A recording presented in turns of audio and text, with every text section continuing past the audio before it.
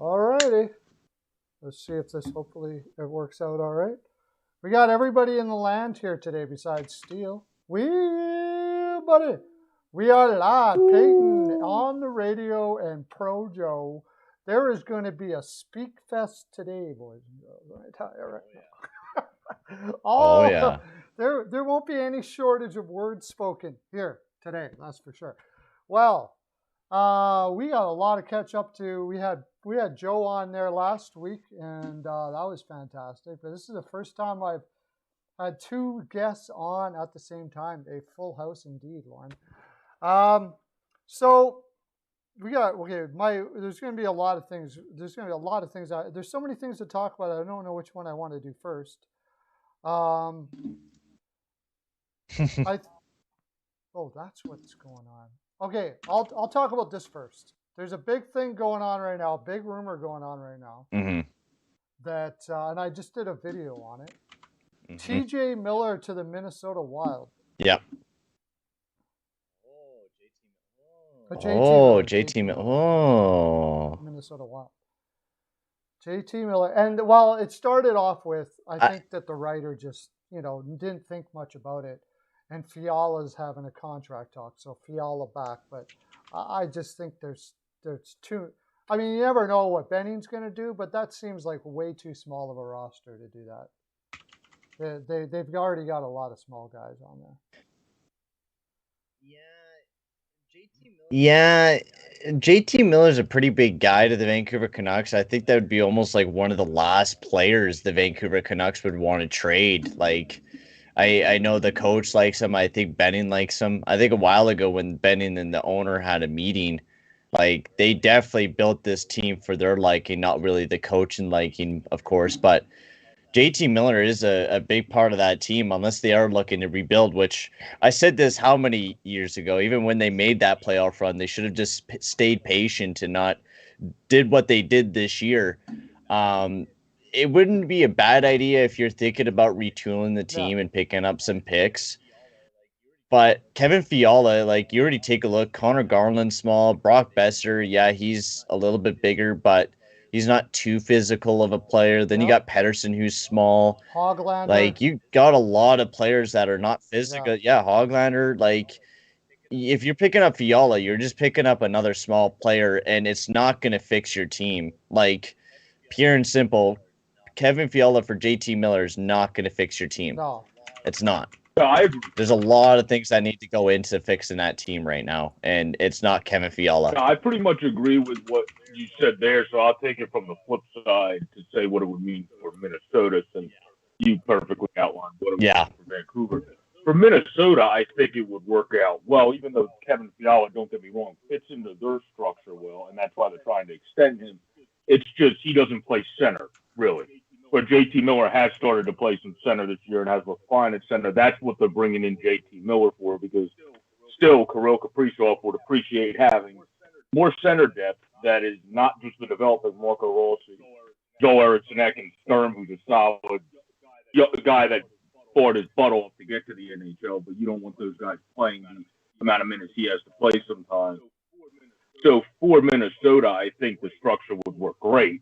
For Vancouver, it doesn't make much sense because of what you guys just highlighted. You have Hoglander, you have all these other sort of players. Pettersson, who's one of the better, more talented guys in the league, still a smaller guy. So you have to build around them with more of the brute physical guy.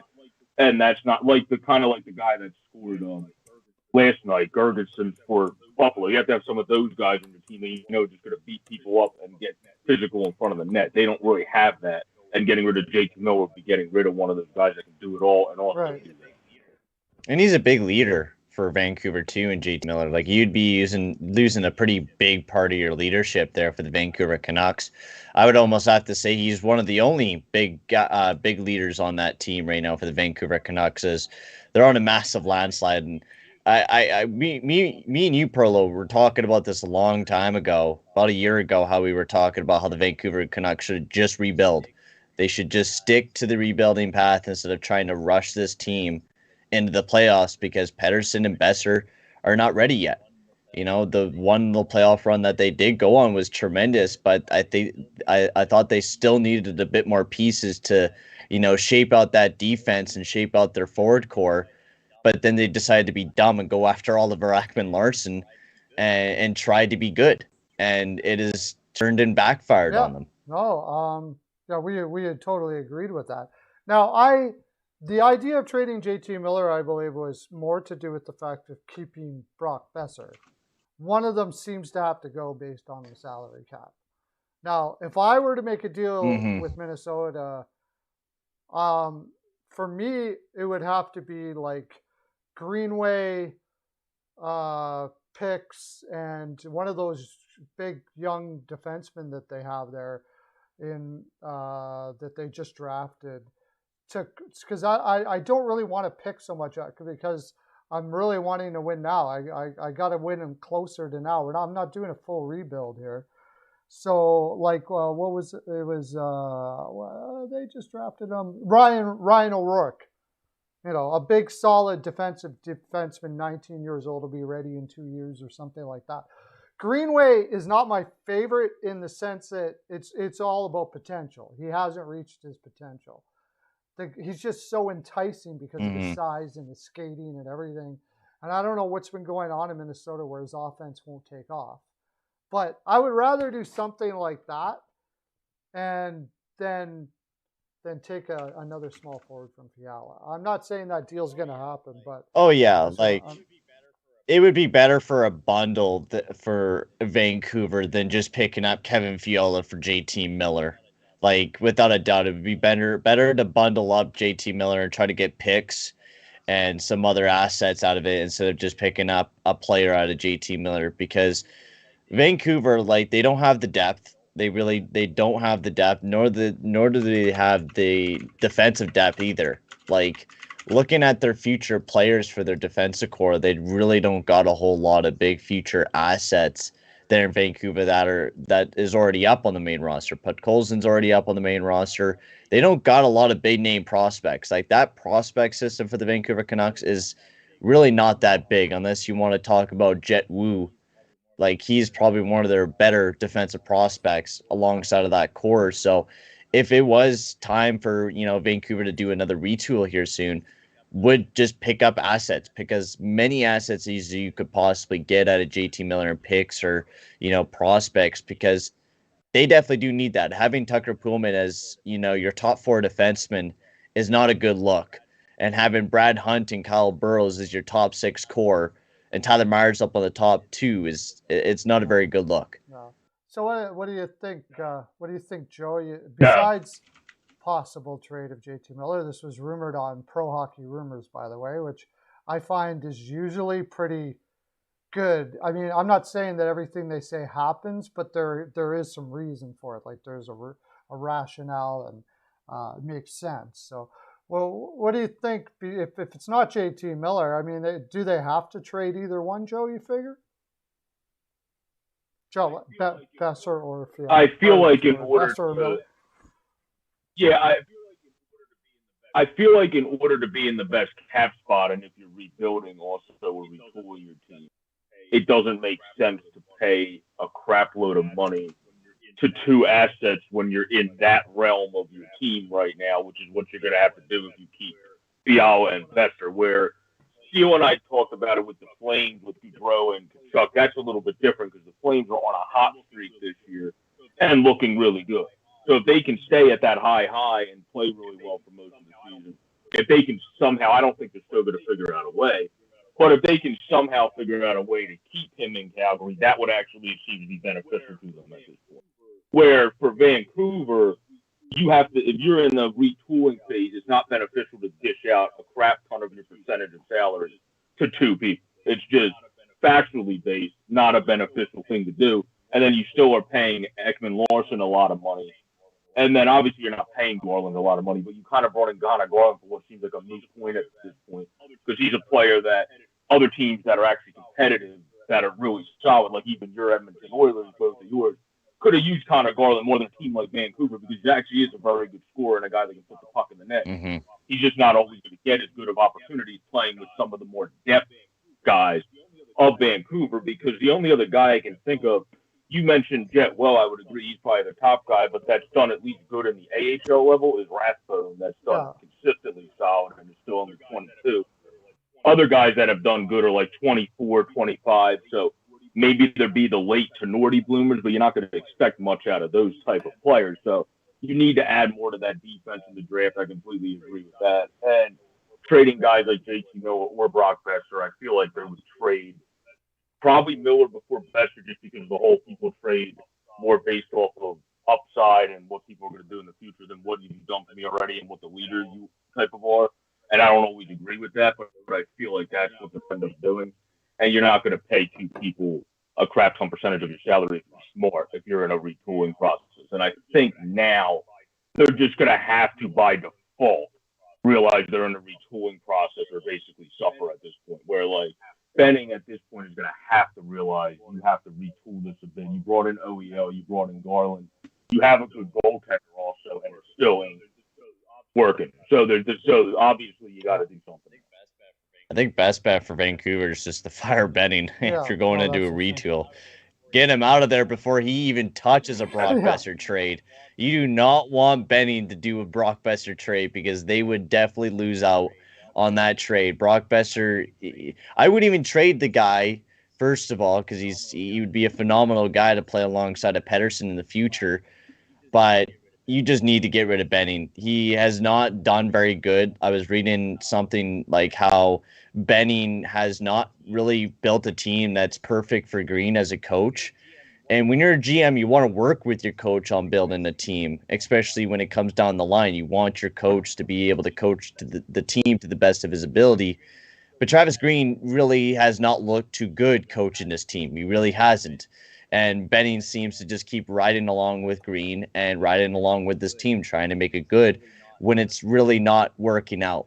And I think there definitely needs to be a, coaching change and GM change there in Vancouver because the team is not going very well. They're not a playoff team, no matter how much they want to be a playoff team.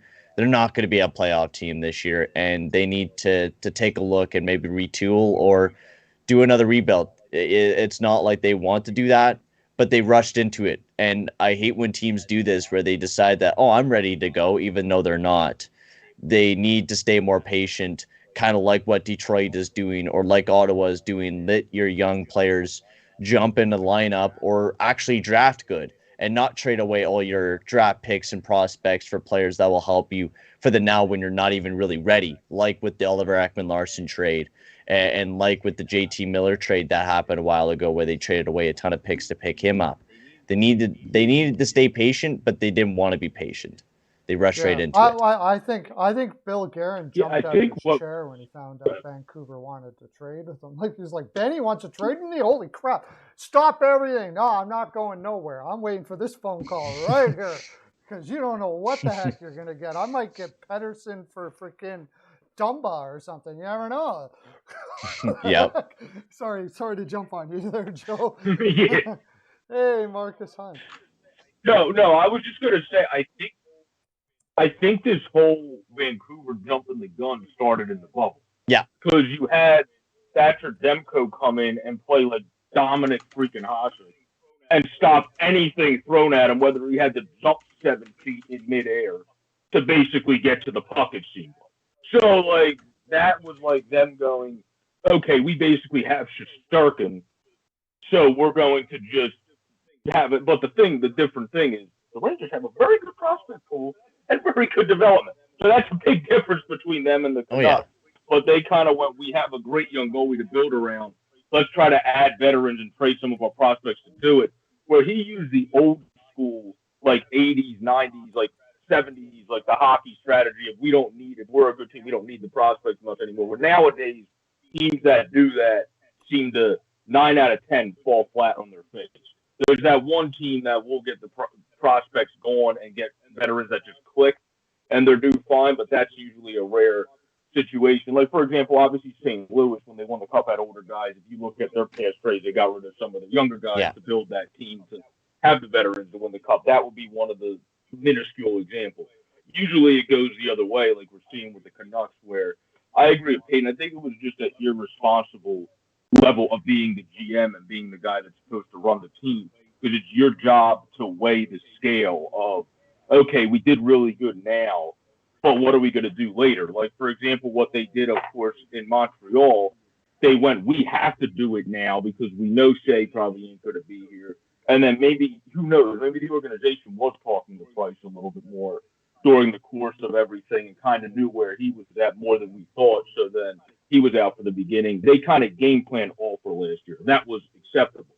For Vancouver, you had some prospects, you had some guys, you got rid of them for a team that's not ready yet. Now you just have McCall and the Rathbones and the Woos. Like, you don't have much else for people to go, oh my God. Other than like the B-level AHLers that are like fighting and look like solid bottom sixers, maybe you'll find your depth there, but you don't have the other guys to go with the cream of the crop of your team necessarily, minus the Coles and Gurley. Especially when you throw yourself into cap hell. Like, when you throw yourself into cap hell, you want a good prospect pool, right? You look at Chicago and all the years that they won cups in Tampa, right? You want to have a good prospect core. So, yes, you could trade for those veteran players to add for rentals when you go into the trade deadline. But not just that, you want to have prospects where you lose those veteran players, you could throw in the younger players in the lineup and they could take up roster spots. But now for Vancouver, they're not going to have that for, 3 to 4 years before any of the prospects they draft in these upcoming years are even going to be ready. And that's the thing, because they don't have any NHL ready prospects right now, nor they got very good ones. It's a very stupid situation that Benning put himself in, and it's crazy how long of a job Benning has had. Really, like, you could take a look at the histories of bad trades Benning has made over the years, and it's unbelievable how he's still a GM for the Vancouver Canucks. All the bad deals that he's signed, and then you go into all the bad trades that he's done. It's crazy how he's still in office and how he's still a GM for the Vancouver Canucks is just absolutely blows my mind. We have. Sorry, yeah, I mean, they have like we had Hajin, who's always on here, saying that he would be happy. He would like to see Besser in LA, and I mean, that's something we'd also have to. Mm-hmm. I don't think there's a team. I don't think there's too many teams out there that wouldn't be on the phone for Besser. And Miller, actually, right now, the way Miller is playing, especially, like, I brought up a couple, like Boston. The New York Rangers actually put it out there that they're looking for a top 6. I'm not really sure why, except for the fact that maybe they're not big on re-signing Strome. But any team that's looking for offense out there that are in a playoff contention, Nashville Predators, I mean, there'd be a long list. Like, I think that could get pricey for whoever picks them up if they decide to float them out there. The deal that I gave or we looked at as a possibility might not even be enough considering how many people might be involved in that trade. Yeah, I mean, well, look at the Jack Eichel trade. I mean, Jack Eichel only got, what was it, a first, a second, Peyton Krebs, and an NHL-ready player. I think with Besser, you don't have to deal with the surgery with Besser, but I feel like it'd be like a first and maybe a prospect for Besser, especially with what Eichel got. Maybe even 2 prospects, 1 big prospect, or like 1 B-tier prospect, and then like one of the lower down prospects. But I imagine LA would be definitely in the run because, I mean, they went after Arvidsson pretty quick, and they definitely need a goal scorer to be added into that core, and Besser would be a perfect player. And I mean, most teams would be in on Besser. Vegas, like Hockey News Report is saying. I mean, every team that is a playoff team right now would probably be in on calling on Benning. And I mean, you'd be dumb if you didn't call Benning.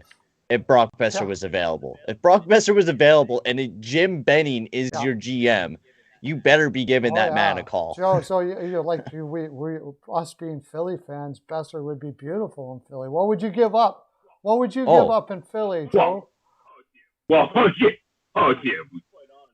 Well, to be quite honest, we talk about how Jim Benning ain't the smartest tool in the shed when it comes to getting prospects into his own shed. What I'm looking at, I pulled it up because I think the Hockey Writers, which is the Hockey News is one of the magazines that's described, they always do their prospect list, even though they listed them wrong. One of the better forward they might have is the guy they picked this year is going to take a bit to develop, which is the Danila Klimovich kid, which they listed him as a defenseman for some stupid reason.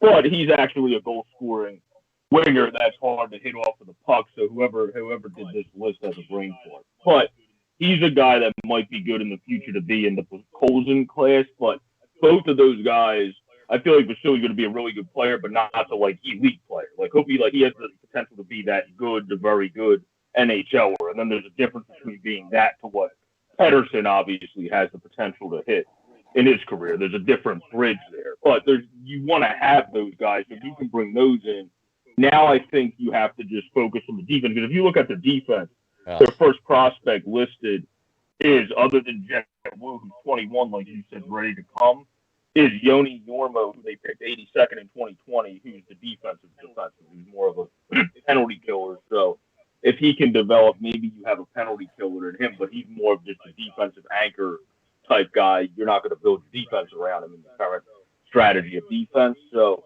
I feel like for me, you might be able to dead end and give up Morgan Frost. I like Morgan Frost, but Frost and Pitts and Jordan Benning will be, or not Jordan Benning, Jim Benning will be like, oh yeah, you know, those that first round pick and Morgan Frost, that sounds great to me. And you're like, well, Morgan Frost was doing great in the AHL. I really liked how he was developing, but we just got Brock Besser. So thank you very much, Jim Benning, and I wish you all the best in Vancouver. You never know.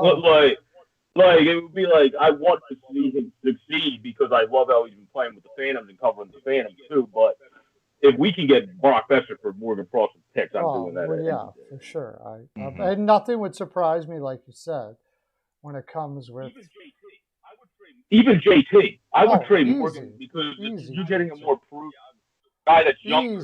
I would still do it for JT. What was I gonna say? I was looking up. Besser has got a contract coming up. That's something we have to remember too, and that's kind of the reason why his name keeps on coming up, because it sounds like he wants a crap ton of money. And you know, in the right situation, Besser has shown signs of being a 30 to 40 goal scorer on a regular basis. Right? He's got a killer shot coming off the wing, just absolutely killer.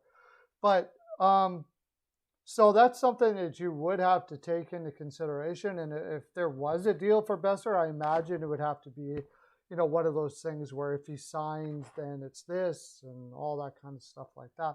But for me, it's just this has just been brutally poor cap management. That he even has them in this situation. It is in the first place. You never should. I was just thinking that have to trade a guy like Brock Besser. Never. Unless he's from the United States. If he specifically has come out and said, you know, I want to go home to the States and stuff like that, there's not much you can do about that. But this has been just brutal cap management that's caused this. Myers for $6 million. Ekman Larson trade, bringing in that when you know you got to sign this guy. Yeah, and that was the dumbest move because they had a bunch of cap that was going to come off their books when Brock Besser is becoming a free agent.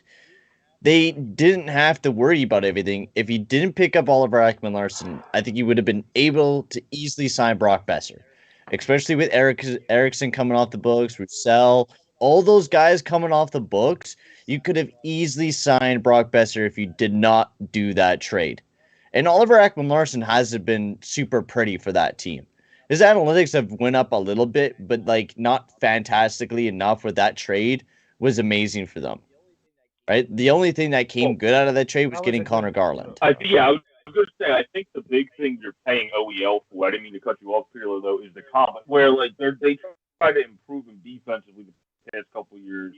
From reading articles from some of the people that cover Vancouver, they said that slightly happened, but you're not paying him all that money, even if he is doing well on the defensive end. You don't pay a defenseman the tier he's at just to block passing lanes and to make an outlet pass and all that. That's usually more like $5.5 million, not the top tier salary of the NHL being one of the higher paid guys there, which is why you paid him that, because he used to provide on the offensive end a lot, and then he would make those putting off his Yeah. Now on the Minnesota side of things, adjusting the team to trying to. Yeah, you cut out. Cut out there for a second. On the Minnesota side of things, I see this is a great move because they've got Rossi and what's that other kid who Boldy, Matthew Boldy and Rossi down there, and they're crushing it in the minors right now, both of them. They really are. Boldy was projected as a winger, and they're playing with them as a winger down there. But you could bring in a guy like Miller, give it a good shot right now, and then when you bring those guys up, he's only got a 2-year contract. Dude. So Kaprizov, Rossi, and Besser. Oh, if you got Besser, yeah. That's a dream line. And by the way, if they got Besser, Minnesota, by the way.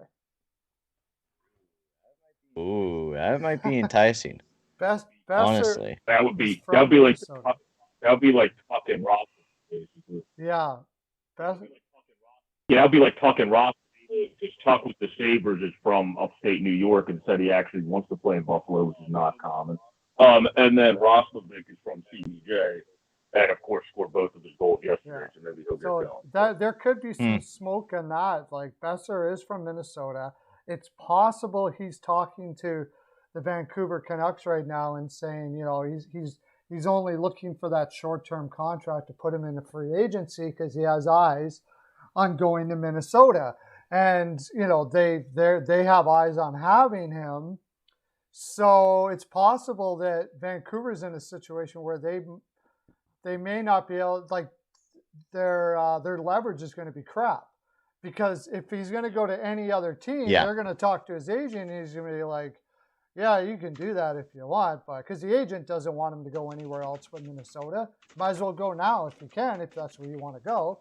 So he's going to say, you can do that if you want, but he's going to Minnesota when he's a free agent, so he's not going to sign with you, in which case they'll have no leverage and they have no choice but to work with.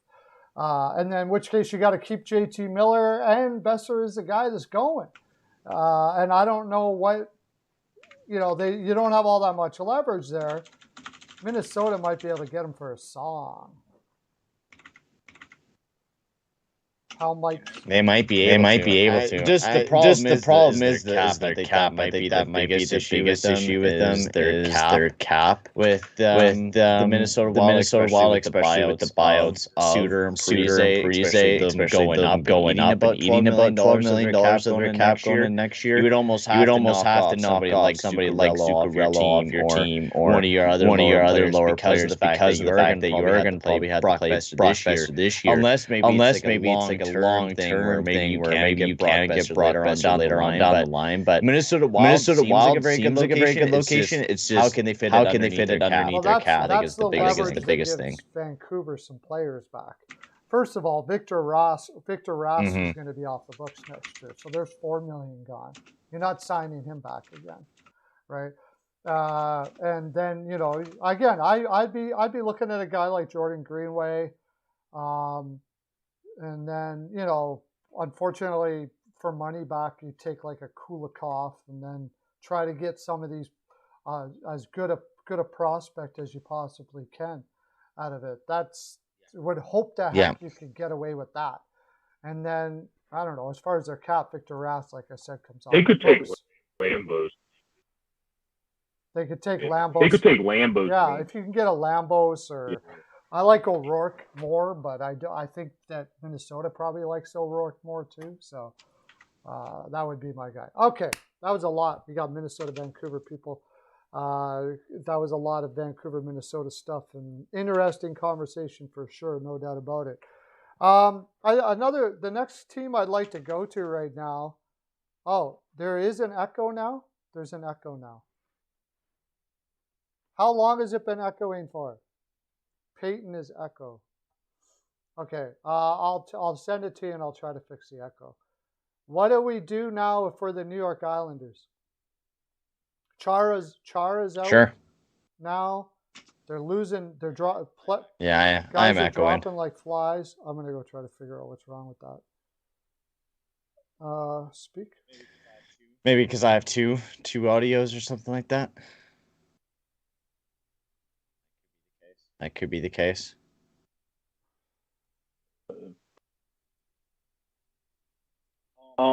For me though, while you're figuring that out, you were talking about the Islanders, and I don't think I'm echoing.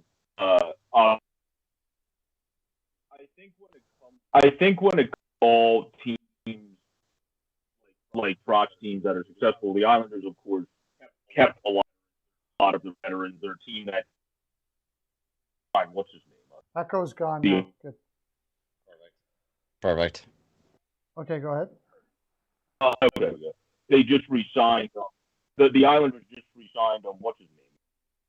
The other week is what was it, Anders Lee? Yeah. Or was it one of their guys? Year. I don't know. But they you keep you have guys that have played well, obviously, in Lee. No, with Scott Bailey. I think Scott Bailey was the one that got extended. But Lee, Bailey, you have obviously guys like Pellick and Hickey, who you're not going to get rid of your defenseman at the top, like Pellick and those guys. But at a certain point, it's kind of like where my Phillies were when they were competitive for all those years. Eventually, you have to flip your veterans to bring in more young talent so you can balance it out as your other guys age out. I think the one thing the Islanders haven't, other than with their own prospects, done a great job at doing in some aspects is bringing in the balancing out people, which is in baseball my Phillies ended up doing, which was bringing in balancing out people after they went on all those runs of winning. The Islanders have been very successful for a while. I think for now they'll let it play out because you still have guys like Sorokin in that, you still have a veteran in Varlamov, and you still obviously have, when he's not injured, Ryan Pulock and Pellick. But you have a lot of they're like Kiefer Bellows is a young guy, but he's developing a little bit slower than I think some people thought.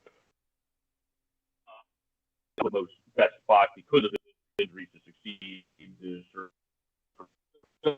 if you at a certain point it's going to hit a head where you want to bring in more young talent. Otherwise, you're going to keep seeing injuries come up because these guys have so much on their legs. It's nothing on their own fault. It's just they've been at it for so long. You're more likely just factual based and even beat up over the course of your career, banged up more likely. Where guys that you bring in that are younger, like other Kiefer Bellows of the world, other Oliver Wahlstroms of the world, that will help your team not just for now, but for the future to mix. And I'm not saying get rid of all your guys. You want to keep guys like Brock Nelson, who are great leaders. You want to keep probably one of Bailey or Lee. But you can afford of some that can also put the puck in the net and do everything 200-foot wise. You can afford giving up one of them to someone that's a contender that wants a better. And then you can get some young guys back contender. I think that's kind of where the Islanders. What do you got, Peyton? I'll say real quick before you head out. I've been talking about this for a while with the Islanders. I was concerned about the lack of depth, and it's starting to show up, right? Yeah, I mean, with Nelson, Pulock, you got Lee, Bailey, all out of the lineup. Your third line, and even your top line, like projected lines, Panic, Parise, and Barzal. That's like your most ideal top line that you want. And then like having Andorov and Bellows as your third line and having Bellows as your third line center. Like, you don't want that type of stuff. And you knew this was going to happen with the Islanders no matter what. The team has been, how many conference finals have they been in the last few years? They've been playing a lot of hockey, and it's going to sooner or later add up. And we've seen it with the Washington Capitals where they start to play a little bit weaker over the years and they start to struggle. And I think we're going to start seeing that here with the Islanders this year and probably next year as well, where we're going to be seeing, their team not play as well. And they lost their last 6 games. They have not been playing very pretty over the last few games. And I think this is just not their year. We're actually finally starting to see the Islanders that maybe we were looking to see for the longest time. Every year we always predicted this team being bad. And now this year, everyone was like, all right, Islanders, we're not underestimating the team anymore. They're going to be good. This year, they're actually not looking that fantastic this year, They're near the bottom of the standings. They have missed some games, COVID and all that. But they have just not looked very pretty. They really haven't. And for them, I think depth has been their biggest thing, with a lot of injuries that they have missed with, Nelson falling out of the lineup and Pulock. They don't have a lot of big defensemen, but for, Pellick and Pulock. Those are your 2 best defensemen. And when those guys go down with injuries, your next best defenseman is either between Dobson or Mayfield. Right. And having Grat Hunton, who I'm just learning of this player for the first time, right? Like these are players you don't want to be playing right now. You're losing out on most of your defense. It sucks. The one thing I think they could solve that with, especially at this point when you're playing like complete doggy doo-doo, Bodie Wild played fine for Bridgeport. At a certain point with the injuries you have, you're not going to see, like, I don't think many Islanders fans or the Islanders see aforementioned Grant Hunt being a part of their future defense. So if you want to put somebody in that is just good to get him NHL time, you might as well just call up Bodie Wild and let him play that position, and then put Sebastian Aho on his other side, or put Paul Leduc, who also is somebody you don't consistently in the defense, but somebody like him or Dobson, because that would be lefty-righty at that point if I'm thinking of those two correctly and not getting them mixed in my head. So that would make sense as well. So I think bringing up a guy that's mobile can kind of move the puck a bit, but also can still play with that Peter Laviolette would say, some jam to his game. That's not a bad thing to infuse into your defense, a defense that has been tarnished by injury, but also not the same defense we've accustomed to the Islanders having in recent years, either because of their injuries, but also just because of Mayfield's been better in past years, not as consistent this year. Robin Salo, you don't want on your top line at 23 years old.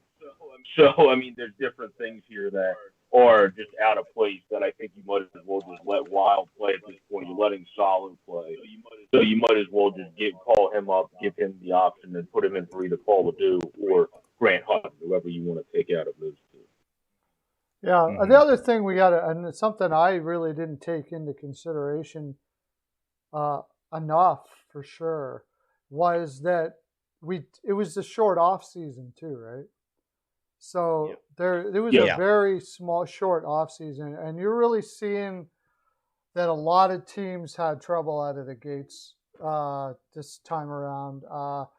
Funny was that I thought you would think Tampa Bay would have more of a difficulty than they've been having, but they do have a lot of new players. It was like the perfect time to bring in new players into that group. Montreal, obviously, we know the problems they had. Teams that went deep seem to be having problems, apart from Vegas, who is, I'm sure, just fortunate that all of these great players are getting rest right now. I'm sure it's nothing to do with anything. Yeah, I also just realized, I will correct one thing. If they want to bring up a defenseman, they might have to bring up Paul Duke, who might not be as ready yet, because I forgot. Bodie Wild got loaned to hockey out. So they could bring him back from loan, but they would have to bring him back from loan to play in the States. I completely forgot about. So they don't have as much depth on defense, since Salo's already one of their top 5 prospects. He's already up. Boldy 7, but it's to be up in 3 years. So rushing the ante on a prospect there, we talked about Vancouver, so that's not good to do either. So. Okay, I but if Wild was, if things go south the way they are now, if they keep on going this direction for the Islanders, so I'm getting that what you guys are. I'm guessing that what you guys would say is they probably wouldn't. They might sell a player or two off or something, but for the most part, they would just try to wait till they get a full season of rest and give it a shot next year. Is that kind of what you're thinking? Like, you're not. I think, honestly, yeah. With the Islanders, they still have a first-round pick. They still have a little bit of picks with them. I think it wouldn't be a bad idea to maybe retool the team a little bit, maybe go towards some younger players, and take another run at it next year. I don't think it's a bad idea, especially with how deep this draft will be. I mean, if you could get a sick player in the top 10 or even in the top 15, that would be huge for the New York Islanders building this team moving forward. So I don't think it's a bad idea just to take some time this year and, go back at her next year. I think would be the best plan for them. Even if maybe they do come back when they get healthy, they do it's a very tough Metro division right now with how well the Rangers have been playing, the Capitals and the Hurricanes. You have to get into, that tough wildcard spot, and you're playing against, Columbus, Pittsburgh, Philly, New Jersey. They're one of the worst teams in the Metro division right now. There's a lot of good teams in that Metro division, and I feel like this year is just a smart idea. Just, maybe retool this year, take it off, and then come back even better next year. I agree. I think that's pretty much where they're going to have to go. So we'll go. I'm taking. This is what I think are like the real hot topic teams out there right now, based on surprises and stuff like that. What the heck do you do if you're the Chicago Blackhawks now?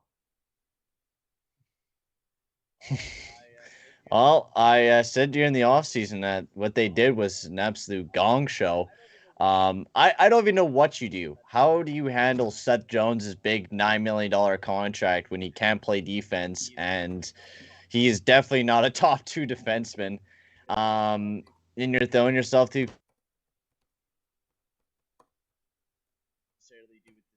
necessarily do with this team. I mean, you could trade away some of the players, but in the end, no one's going to want to take in Kane or Taves' contract. They're both on no movement clauses. Seth Jones is stuck on your team now.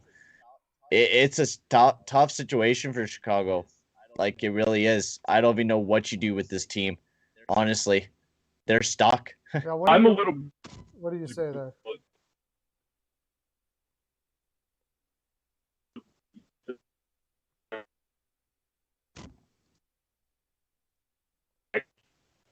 Really, I remember something in the preseason for both of those teams are bad. Maybe some bigger cap centers could get moved if cap is even a bit. I feel like Kane, though, is one of those players, whenever he's paid, he's still in the, like, as soon as he came back this year, he scored a hat, like, he just went off for the Blackhawks and helped to propel them the first game he came back. I feel like Taves is not in that realm of I'll get him no matter what his cap's at, and I'll bring him into my team because he's that good anymore. He's still a good guy to have on the team if he needs a center. Like, if the Wild could get him if they ate money because their cap for the trade deadline I saw was like 11 something. Now their current cap's only 2 something. So if they ate like 3 or something, maybe they could. But if you look at Kane, I feel like he's still in that superstar stature of if I can get them to eat a little bit, I can pay Patrick Kane $9 million. Like, the only thing thinking of now is how does Kane offer from all the stuff that's going on behind the scenes in Chicago, but in terms of player ice, I'd say that I would pay for. In terms of character, you might need to get into that a little bit more just from what we've seen with Chicago with the whole Kyle Beach investigation and everything. That might be something you want to examine further before you make a trade. But in terms of player, Patrick Kane always has been one of my favorite players to watch. Now, one of my favorite individuals, but he's still one of my favorite players to watch on the ice. Made a bad mistake in life.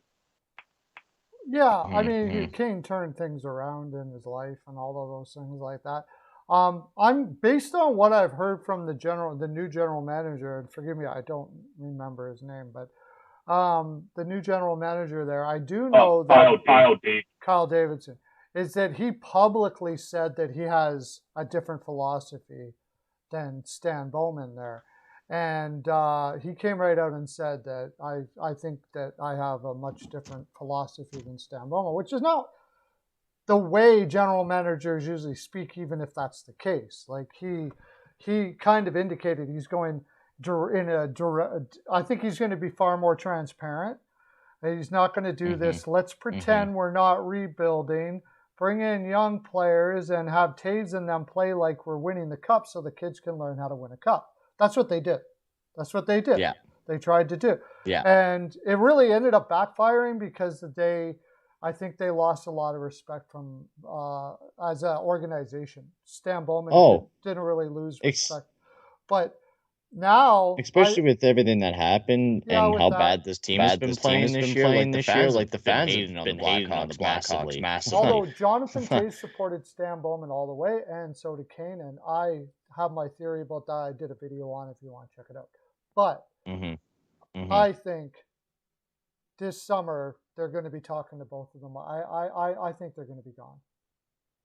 I think this is a team that's going to go through a serious rebuild.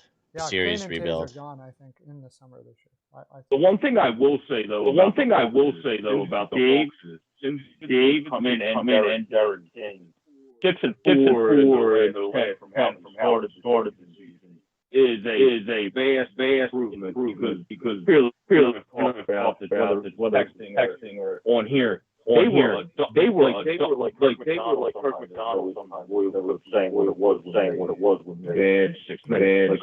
Like let's say we played like the next word. That is exactly what Chicago was doing this season. They were in a hockey society, let alone the NHL. Like they just looked on the ice playing. Marc-Andre Fleury didn't look that good either. Nobody was guarding anybody. Where now the sudden it seems like we're on both sides, people are playing for their life, of staying in Chicago. For guys stay there just because town city you've seen a little bit of an uptick. That's got to the now they're not going to back. Don't get me. I don't think that, but they're at least stabilizing themselves and getting rid of all the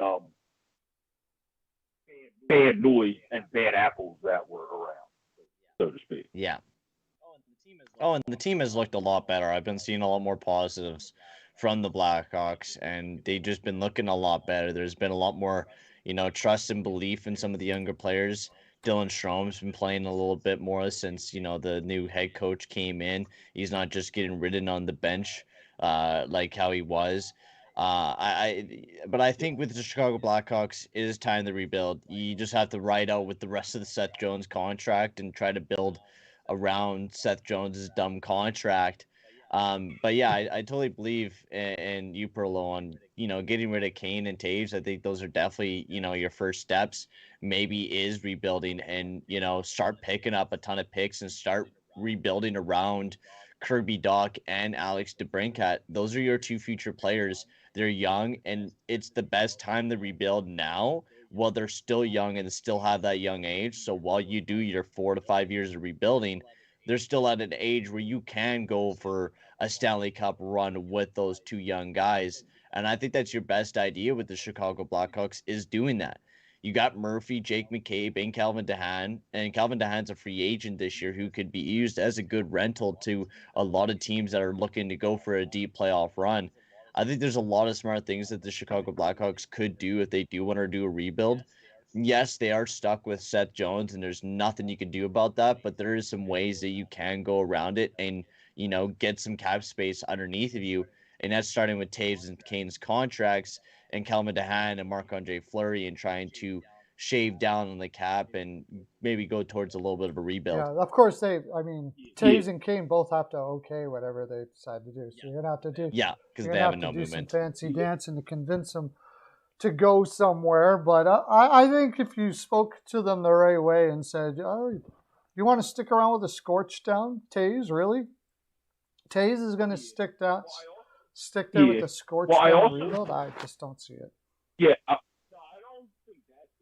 I don't think that's going to happen, but I also think the Blackhawks, they have somebody that's reminded me the most when I've read his scouting stuff and followed him in Roxford, of Scott Laughton, which is Evan Barrett, because they always describe Evan Barrett. Can't skate the best, but has great hockey instincts and the mind of the game, which is exactly what Scott Laughton was, which is why they the minors again and let him have all the time in the world he had to get the stride thing down, so he became a better skater because he was just a better strider, not necessarily as quick with his feet skating as you see guys like obviously Pettersson and guys like obviously McDavid, who skates faster than anybody ever in the existence of mankind when it comes to controlling the puck. But you have him, and you also have guys like Lucas Raquel. So, like, this team, unlike some of the other teams we talked about, does still have, as they're kind of in doo-doo right now in the NHL, actual guys behind, where, unlike Vancouver, they don't have the same degree of guys behind. Like, even Comesso in net, not close to being in the NHL, but he's supposed to be, prospect-wise, a guy that's supposed to develop into a fairly solid, at least one big, a lot of people believe. So you have guys that are going to become good. You have Regular on defense.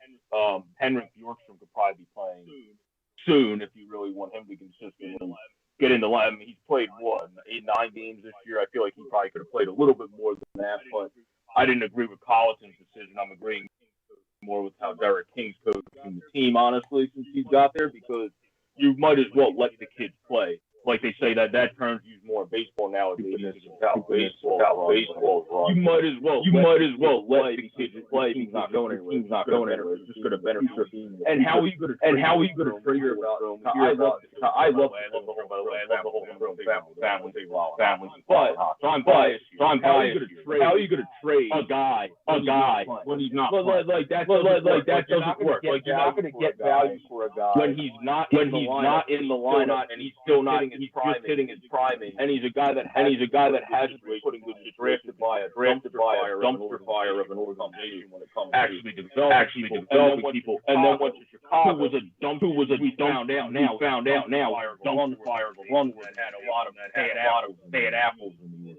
So he was been in two bad spots, and has had some solid production in two bad spots, obviously, for those 2 seasons that we saw him inside town. And I think if he goes to the right place, he can have that 51 or 45, like at least 45, 50 points and be more consistent in that realm because he's a good player. He just needs to be in the right situation, but he's not even close to being in the right situation. Oh, and Dylan Strome isn't. I mean, the guy, he's produced really well with Chicago. His first year when he went there, he was doing really well, 51 points in 58 games. His expected offense is insane. He should be getting more ice time than what he's getting now. And he's finally starting to play a little bit more hockey, and I love to see that. And I would love to see him in Edmonton play alongside of his best bud and Connor McDavid. But I think Dylan Strome should be given more ice time. He has always been kind of bumped around in the NHL, and then he gets thrown up in the press box when he's a young guy and he doesn't get, played at all. Is not how you handle a young player. And Dylan Strome, he's just been one of those prospects out of that draft, kind of an outlier of that draft. Because, I mean, that draft was fantastic. But when you have players like Mitch Marner, Noah Hanifin, and Provorov, and Werenski kind of hanging around you, it kind of, hangs a, curtain over yourself. You cast a shadow. And for Dylan Strome, I feel like that's the case with him. I feel like there's so many good players around him during that, 2015 draft that he's starting to feel that shadow. But he hasn't really been given any chances.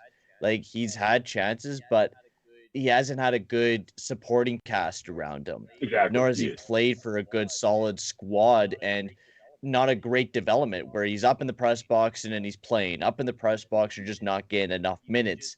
He's just been kind of tossed around. He was rushed into playing hockey with the Arizona Coyotes because, they wanted him to be ready and playing up on the main roster when he was not ready to play in the NHL at that time, and then they just ruined his development. And now he's starting to kind of get on that correct path, and I think he just needs a good coach to help him get to that spot, because he's been with a lot of teams that or the 2 teams that he has been with haven't been well coached. But the biggest thing, and both organizations, I'm going to take devil's advocate here, is that with him is he never improves skating wise. He never improved. I agree with you on that. Skating wise, and both organizations say that it's because of commitment that he won't improve. So yeah. So what do you do? Yeah, but both organizations are also. No, but both organizations have raised up some pretty good prospects, and I get that, but I feel like in order to develop a guy's skating, you have to be more patient. And the reason he didn't, Hayden just said why his skating has never come to full fruition. I don't think it's dedication, because his brother Matthew's one of the most dedicated people. Ryan's one of the most dedicated personalities to working on his craft. I don't think there would be one out of the brothers' crew that all of a sudden just doesn't give a crap and just kind of goes about his business. Maybe there is, but normally if you're a hockey family and you have 2 that are really dedicated to it, you don't have one that stands away, where I feel like the big reason why his skating hasn't come to fruition is Hayden hit it. The Arizona Coyotes rushed him up. That gets in your head. Once your mentality is not where it's supposed to be, no matter what sport you're playing, you're not going to be able to work on your craft as well if you're mentally blocked by, well, I'm not doing as good as they want me to do because of X, Y, Z, and yada, yada, yada. And I feel like when we saw Strome in Arizona early in his career, that's kind of where he was at. He was 2. And it was more their fault, in my opinion, than his. He was 2 in his head because, like Peyton was, they called him up too quickly, where I've been planning on doing this for a while. I just hadn't have time with what I was coming on my channel for it. Strome is a guy, if you develop him rightly,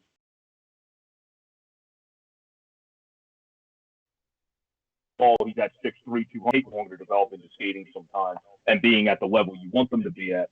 He's a guy that, like, look at Ryan. Ryan took a while in his career to get to being where he's at now.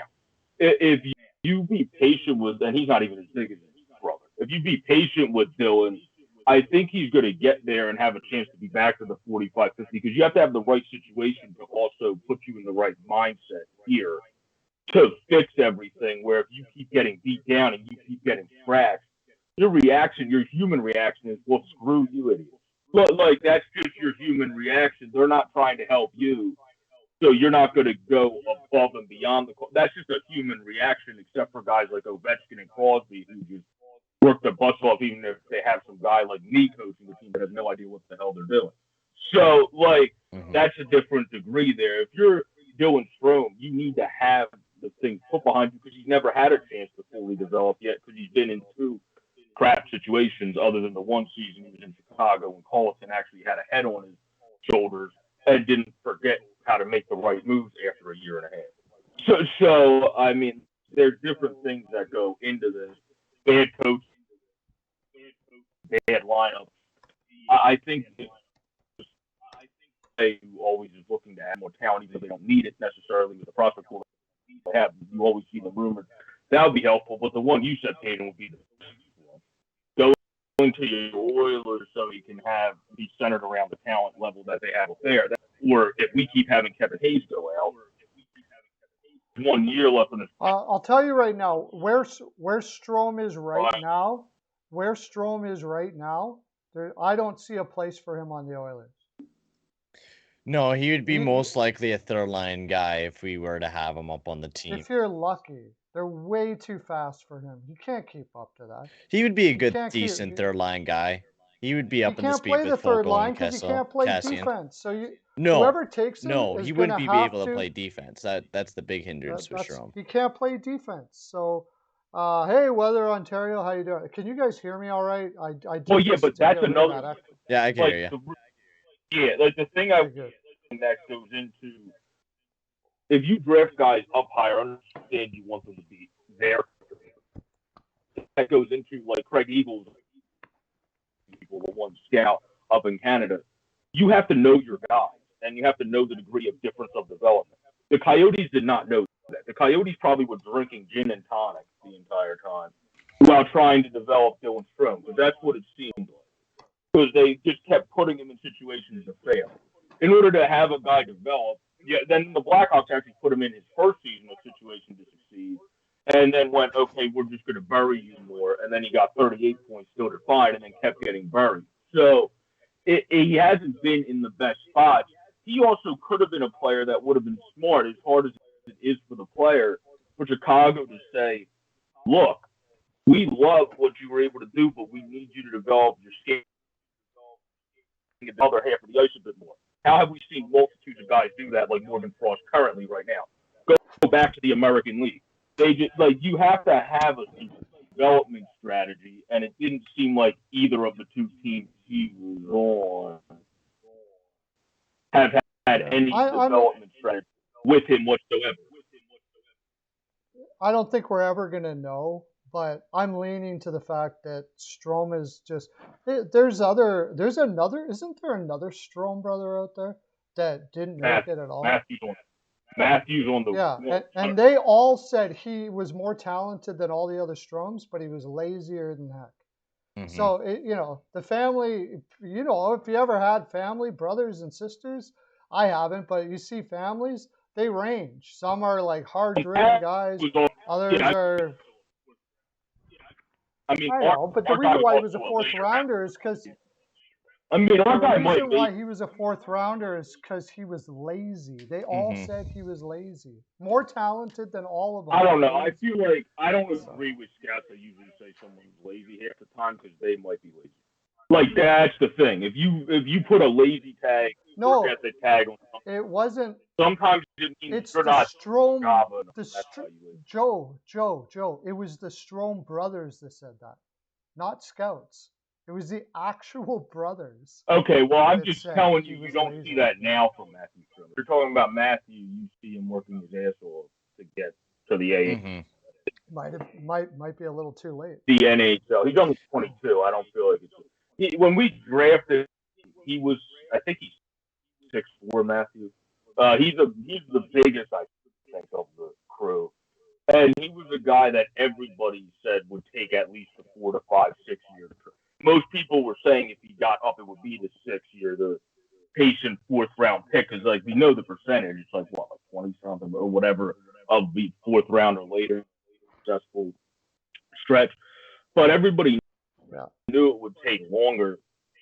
Some guys just take a little bit longer to mature. Where I think Strome now, he's been killing it with Reading. He's come up to the AHL and played well. Laffy doesn't coach the best in terms of positioning people. He coaches better in terms of developing people. Excuse me. So he's been doing all right there. He did good in his first game, got scratched for no reason, then started the next game. So go figure. So I think he's starting to make his way now. Prospects. This is another thing Craig Eagle said. Prospects, we all have to. It's a lot easier to go negative quicker than it is to stay positive on somebody before they hit age 26. Because realistically, your prime years that you really want to take off, that he highlighted, are 24 to 26. If you're a star that you got drafted early, teams would like you to be better earlier, but you really shouldn't count anybody out until they're in their prime era. And Dylan just entered that. Matthew's not even close to it yet. He's only 22, and then Ryan didn't even hit his peak in the NHL at his prime age, like 25. We're gonna move on here, but with Dylan, you got the problem. Like, there's a lot of things about development that you can deal with, but not being able to keep up is one that's very difficult. Yeah. The only way you can do it is you simply have to tell him, look, man, you got to work your butt off to get your speed up because we can't have you on the ice. Yeah, but we've seen guys. And that's the reason why they're not putting him out there. The guy can't skate. Oh, yeah, but he's not a good skater at all. We've seen guys do that. Like, that's why they're being patient with Barrett, the guy that I brought up that reminds me the most of Scott Lawton, where I feel like Chicago, they're just being immature again, where they were like the Flyers and said, yes, we picked you in the second. I think it was the second. We picked you in a pretty early pick. We expected you to be quicker, because you to contribute maybe more as a second line. He was a very good goal scorer in junior. They put them in the on the offensive end. If you send Dylan Strome down, we're talking about this to Pat Richards, our color commentator, the other day. You develop guys by putting them in the situation of what you want them to do when they're back in the NHL. You can't tell somebody, completely adjust your game in the NHL to be more of a 200-foot guy and a guy that can skate better now when nobody's developed them into that realm his entire career until now. You need to send them down to do that with your AHL affiliate and then call them back up. That's why I was all for the Canadians and what they did with this is my guess here. My guess is they wanted to send him down, and he said he wasn't going to go. I think you got an attitude problem there. I don't believe the Chicago's stupid and not going to send. I think so. I think that's what the problem is. He's basically. I think you have an attitude problem there. I think he got ahead about himself. I don't think Chicago's that stupid. They're going to put guys down and let them work on their speed, but I don't know. I think we'll move on. So now that we're doing that, we got to talk about the games that are happening tonight. And since we were talking about Chicago, we'll talk about the opposite end of the spectrum. Teams that surprised the crap out of us. We got Chicago and Calgary tonight. And we got egg on our face, Peyton, that's for sure, because we were laugh about Calgary. Yeah, throw the eggs at us. Throw the tomatoes. Yeah, we are looking really bad right now because that team is pretty. I called that Mangiapane was going to be good, but wow. Am I ever surprised by the Calgary Flames this year? It seems like, I was saying that Daryl Sutter was too old to be a coach. He wasn't perfect enough for this team. But how many shutouts? Like 7 shutouts for their team? Yeah, like 7 shutouts in 19 games. It's like breaking records. That's insane. They're scoring goals. They're playing defense. Goudreau is looking good. Mangiapane has 15 goals. Like, Shillington's looking insane. Like, everything that they wanted to go good this year is going good for the Flames, and it's absolutely blowing my mind. It really is. And Mangiapane is one of the players. Honestly, Mangiapane has been insane. The way that he could score goals, but not just that, his two-way game is insane. Like, Mangiapane is just going to be a real sick player for the Calgary Flames. And I was worried about them not having a center. I mean, it's kind of been figured out there with Lindholm a little bit. He's been fantastic playing defense and getting some nice offense for the Flames as well. Yeah. What do you like in most about just the energy of this team is incredible. Like when they come out of the zone from defense to offense, their transition, and why I never thought that Sutter would be able to recreate the same thing he did in LA. They look like the same team as it was when LA was winning the Cups back in those days. You know, it's the same philosophy. He always had incredible underlying numbers for his teams. Some of the best possession teams ever came from Sutter. Why I thought that wouldn't be the case now, I don't know. I give my head a shake. But coming out of their zone, they look like they have so much confidence that they're not going to miss a pass. It's crazy, right, Joe? I mean, the Flames team also. I mean, you don't have this good of a shutout success streak without the goaltending that is absolutely stacked. Oh yeah, Markstrom and Bladder's been insane.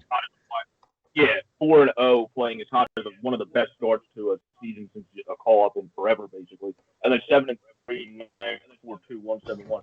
No, I said this with Steele yesterday. The Vezina ended right now. If Jacob Markstrom didn't win the Vezina, people must be smoking something because the dude is on an entirely different level. And if you're the Flames, it's not like you don't even have more talent that is knocking on the door. You already have Mangiapane, you mentioned Kachuk. You have Dubé, who's another good, just does all the small things in the game right and can provide a little bit extra scoring in your bottom six. And then you have a guy that everyone's loved, every team he's on, that's the 110% motor, and Tyler Pitlick in your bottom six. So you filled your depth with having the top guys. And a coach that, like a guy like Pearlo has always liked in Shiling, has finally been able to find his own and be that outlet passer, be that guy that can make the right first pass up the ice and help run that offense, like Pearlo was saying, where then just all those guys seem to have jet motors through the neutral zone, and then all of a sudden they're right in your attacking zone. Even against the Flyers, Johnny Gaudreau broke his shot record in the NHL because he was flying around like he was Danny Briere size out there playing. And like, they've looked really impressive this year, and I feel like the team early, but because of knowing how good Sutter's done in the past, also just loving the fact that Dro's back. Matthew Kachuk is by far one of the funnest unicorn type players to see guys like him that can beat people down and score with the best of them, like he does often. So I think that team, because of their leadership, coaching-wise and player-wise, and the fact that they have Zari still coming up, you obviously have Coronado, you have Connor Mackey on defense, who's actually a pretty solid all-purpose guy that's supposed to be a late bloomer in himself. You still have guys coming, and you also, the big thing with Calgary is, minus Brett Ritchie and a couple other guys, you haven't really had the injuries either. So you, so far, knock on wood, have been healthier, but you also have guys like Zari, like Pelleter, like Coronado, like Mackey. You have talented younger guys still coming when you're already successful, and that's how we talked about earlier. You want to build a team like that where you're already in a good spot, and then you have more guys that are not going to be Goudreaus of the world, but be good players that mix into your team and have good success rate for you guys in the future. And the Flames have done a very good job at that. I would have to give them the opposite of what we did with other teams for Trebling. Honestly, like a claps off for him because he's done a very good job, unlike Jim Bennett. So. Yeah, I mean, the team has surprised me in a big bad way. Goodbranson, like, who thinks that Goodbranson's going to have a good year? Like, Juuso Valimaki's now back in the lineup a little bit. Oliver Shylington is absolute. Oliver Shylington is a beast, man. He is playing freaking amazing. His skating has always been there. When you saw him, it was like, man, can this guy put it all together? And Sutter gave him the opportunity to do so, and he has absolutely hit it out of the park. I think for me, Oliver Shylington has been the biggest X factor for this team because they were missing somebody there. And him coming in and playing the way they are at that level, yeah, right. Yeah, where they were missing somebody in that spot, right? I mean, yeah, they were gonna fill it with Nikita Zadorov, and when me and you, Pearlo, when we were talking about this team during the offseason, we were looking at the numbers and we were like, yeah, this team's not going to be good. Sutter was not a very good coach for the team last year. A lot of the players were underperforming, and then they had this year, like, I don't think me and you, Pearlo, never expected Shillington to have this good of a year. Not just that, like I expected Mangiapane to be a really good player, but I didn't expect him to score almost a goal per game. Like, isn't he the best? I was not expecting that out of him right now. Isn't he the best in the league? I thought I saw by NHL discussion goals per game output guy right now. Yeah, I think Mangiapane's up there with like one of the best goals per game right now. I'm pretty sure. Like, it is insane with how like Mangiapane and Shillington are their two biggest X factors, without a doubt. Shillington coming in as a top four guy has been playing great alongside of Chris Tanev, putting up offense, not playing too bad defensively. He's starting to get his legs underneath of him. He's looking like a really nice, smooth skating guy. Not even just that, Noah Hannafin's taken a step up. Rasmus Anderson's kind of getting back on the right track. Um, their center core is still definitely a bit weak. Mikael Backlund is your second line centerman. Sean Monahan still hasn't taken that jump back up. But I mean, yeah, Blake Coleman, who's been playing pretty solid, Mangiapane, that top line of Gaudreau, Lindholm, and Kachuk have been a real big pillar for that top for the Calgary Flames, and especially the goaltending. Did we ever expect Marsham to have this sick of a start? Not just that, Daniel Vladar. I was really high up on Vladar, but never to this extent where the guy is off to the hottest start ever. 2 shutouts in his first 5 starts of the year. That's insane. You never expect him to have that good of a start. And then Jacob Marsham looking 7-3-4 with 5 shutouts. Every one of his wins basically has been a shutout.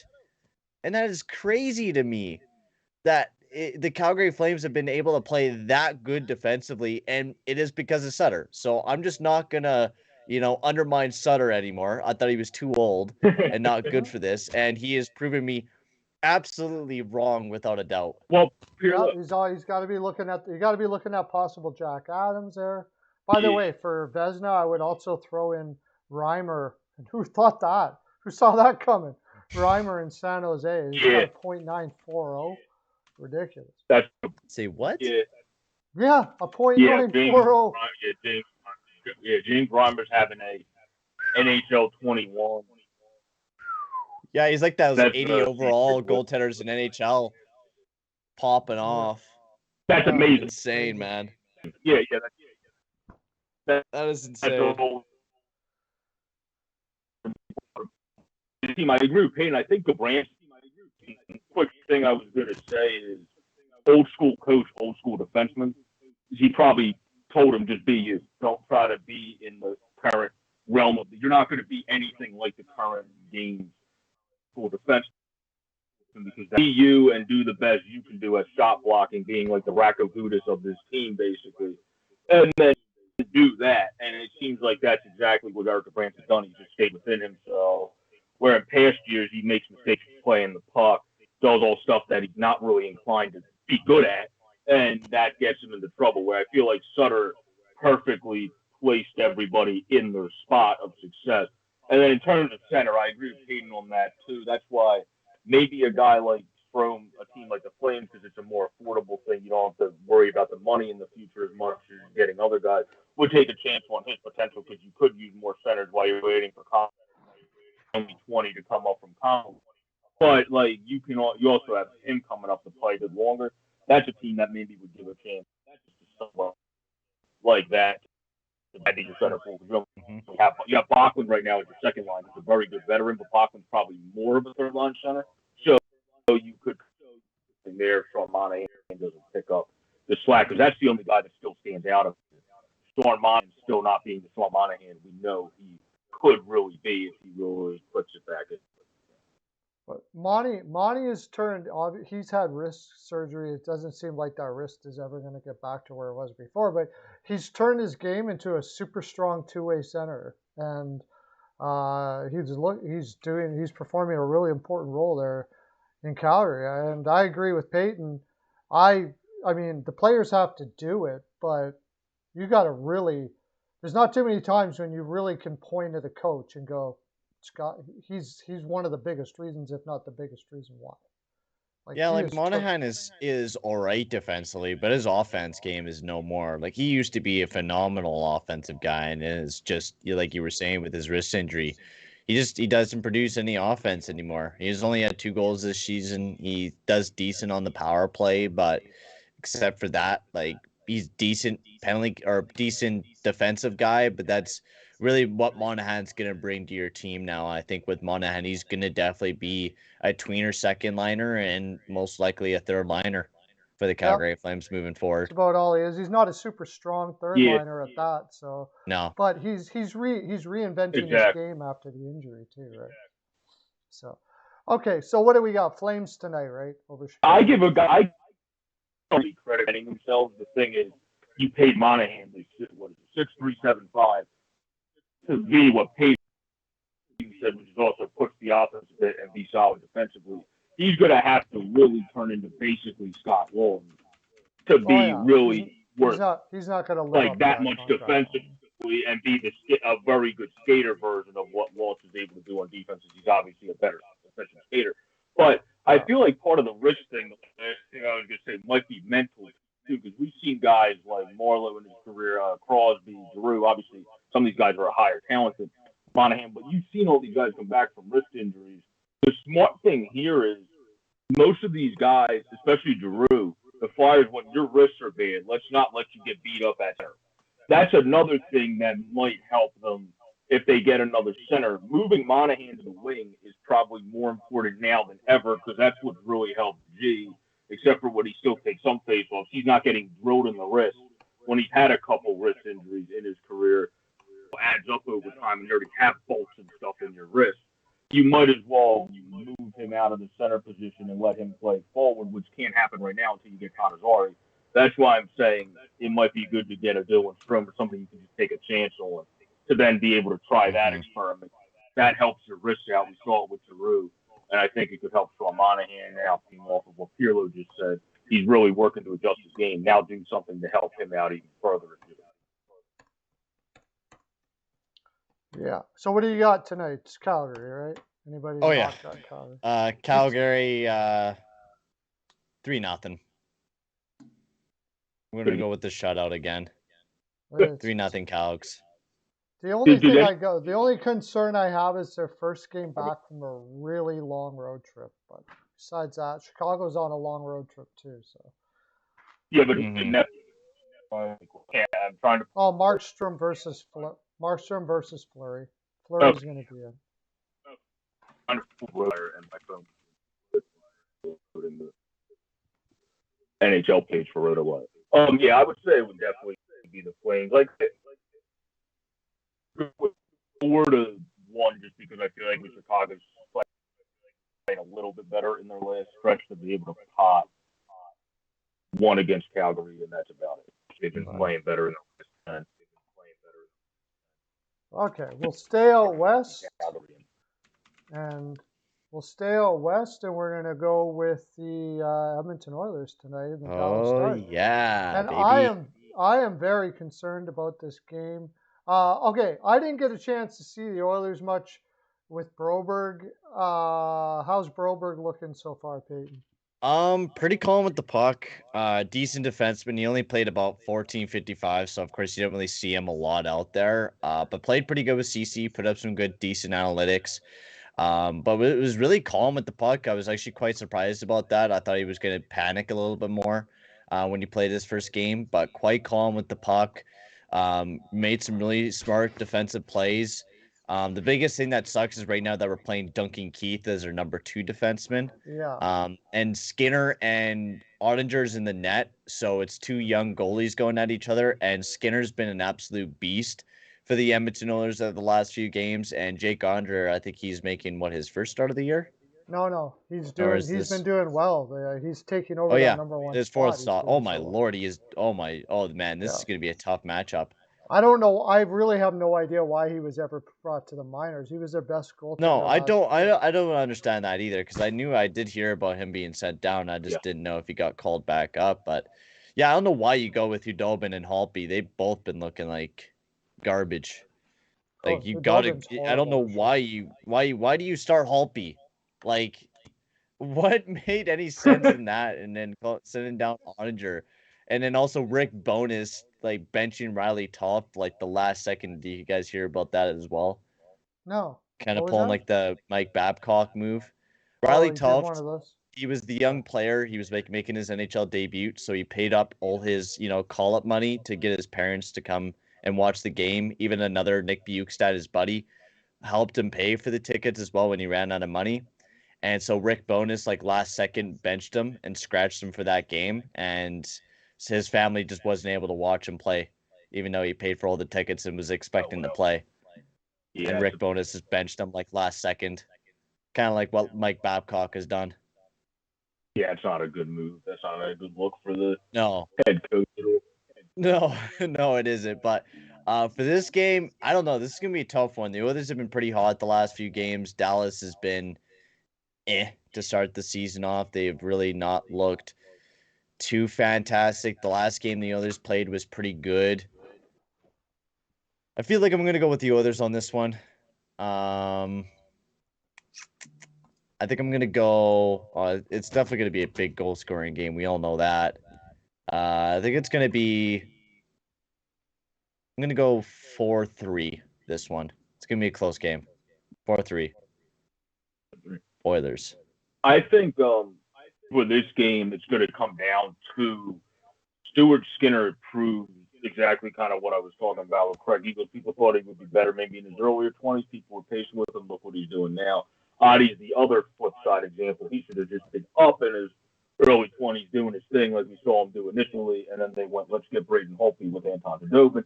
Even though Braden Holtby did good during his time before getting injured, not so much for our good buddy Anton Khudobin this year. But Ottinger has always been their best goalie. I think this game is going to come down to what youngster does best, and that's going to be the team that takes it over the top. But it's also going to come down to, if you look at both of these teams, you have Radulov, Pavelski, Robertson, you have Seguin, Ben. You have guys that can obviously get it done in front of the net if you put them on the power play. And then you have McDavid, Hyman, Draisaitl. You obviously have McLeod, Fogle, Pujorvi on your guys' team. I think it's going to come down to who's the most disciplined and who plays net when it comes to the talent level of the offense. I'm not talking about by the numbers, but just the offense in general if you put them on the power play. And with young goaltenders, obviously, if you get in front of them more, they're not as experienced looking around at NHL level screeners. So that'll rough them a little bit more. I think it's going to come down to that. In terms of just how the teams are overall playing, though, that's why I would lean Edmonton, because I think their output on the ice on both ends is going to be a little bit stronger than Dallas. Plus, Stuart Skinner's been impressing this year as a whole at a 208 line, if I actually could read that well when it loaded. Really well, and I've watched a couple games with him, and he looks like he's the most positioned he's ever been in the NHL. Well, you've always seen him more sound in the minors because he's not in his head and he's calm. When he first came up in the NHL, it looked like he was kind of running 8 million miles a minute. Now it looks like he's poised and composed, and poise is one of the biggest talked about attributes for a goaltender. You don't have your poise in the game. Good luck. like best of luck to you. So now that he has that, and the Edmonton Oilers are pushing the pace like they are, I do agree. Payne, the defense is not the sexiest looking commodity on paper, but if you can push the pace like you can add to that as the season goes on. Particularly if Stuart Skinner keeps this up, and you have Mike Smith coming back, you don't have to worry about the goaltending. Yeah. I would go with Edmonton. I avoid Oilers. I have no faith in their defense at all. They can play freaking amazing and still lose 5-4. Like, their defense is absolutely horrible, and they just get away with it because they've got such great offense. I'm leaning Edmonton here, I'm also leaning a lower scoring game because Ottinger is in. Oilers will probably. Dallas is also a very odd team too because sometimes they play a high pressure down low, and then sometimes they get back on their heels. If Dallas gets back on their heels, the Oilers will destroy them. Agreed. Right? They got it, but they've got guys like Heiskanen and they can Klingberg and guys that can move the puck out of the zone super quick. They can play a high. They play a very good high pressure offense when they want to, and when they're doing that, if they do that tonight in their own rink, they will beat Edmonton because the defense that they're putting on the ice right now will look like Keystone Cops clowns out there. I don't know. They just, as soon as you put pressure on them, they're just like, Keith, you take it. What? I don't know. No, this is true, but it's just that also depends. It's terrible. Barry, because he stole you a game. They'll like. Yeah, well, Skinner can steal it, but is Skinner going to do that every night right now? Like, there's just too many question marks back there. He's been doing well. Honestly, he's looked actually really, really good over the past 2-3 games that he's played. Like every game he's played so far this year, he's looked quite well. It's just the fact of the matter is Pearlo, our defense. That is the biggest thing. Is Skinner can save a lot of the shots. It's just when we give up bad breakaways on a 2-on-0, then Skinner can't do anything about that. It's our defense that's really bad, and it gives up these prime opportunities that make our goalies look bad. Koskinen's looked quite well this year, and Skinner, but they've had to stand on their head every single game, and it's just the matter of the fact is our defense. And going into this game, we'll have to see how well Broberg plays. I hope he gets a little bit more ice time because he looked quite well alongside of CC on the first game, but relying on Keith and CC as your two veteran defensemen is rough. Very, very rough when you especially don't have, one of your better defensemen in Darnell Nurses who is out of the lineup. And then on the other side of it, you got guys like McDavid and Draisaitl that can just win a game all by themselves. If they're flying tonight, and Dallas they always do, has a lot of. Dallas doesn't have the fastest team. Peyton also made a great point though about not just Skinner. Koskinen I've gotten one of those in the past because of his play being a guy that's been analyzing goaltending. But I said to my one friend, this is like how we do this on this show. I did when I was talking to my friend. Oh God, the injury to the Oilers. Now Mikko Koskinen a bunch of games. Where is this going to go? And then he stepped up. I did the reverse things away from more show. But he's been good. Now it's on the defense. Be able to kind of put things together before they made some praise up there because I would have to envision Skinner keeps playing for Koskinen as a veteran who you kind of know what you're going to get from him more. So you're not going to focus as much as you shouldn't if everyone keeps playing at this level on the goaltending and then have to focus more on the defense, which is something that Edmonton will do in time. But for right now, I think you're going to have to push the offense more. So I'll go 4-2 in this game just because Dallas' scoring is not always. I'll give them. We got an echo again, and now I took myself off of the end. I put myself on NDI. We got an echo again. I don't understand why I have this problem. Don't understand. Who's echoing? You or one of us? You are echoing now. I think it was. That's weird. Yeah. Echo's gone. Okay, never mind. It was short term. Okay. So yeah, I mean, I don't know. These are two very inconsistent teams. I'm gonna lean the Oilers just because it's hard to go against. I don't think Dallas has all that much to do to be able to stop Draisaitl and McDavid both. And that's funny. Our goals against is not even that bad. It's 14th out of the 32, 32nd of the league right now. Middle of the road, yeah.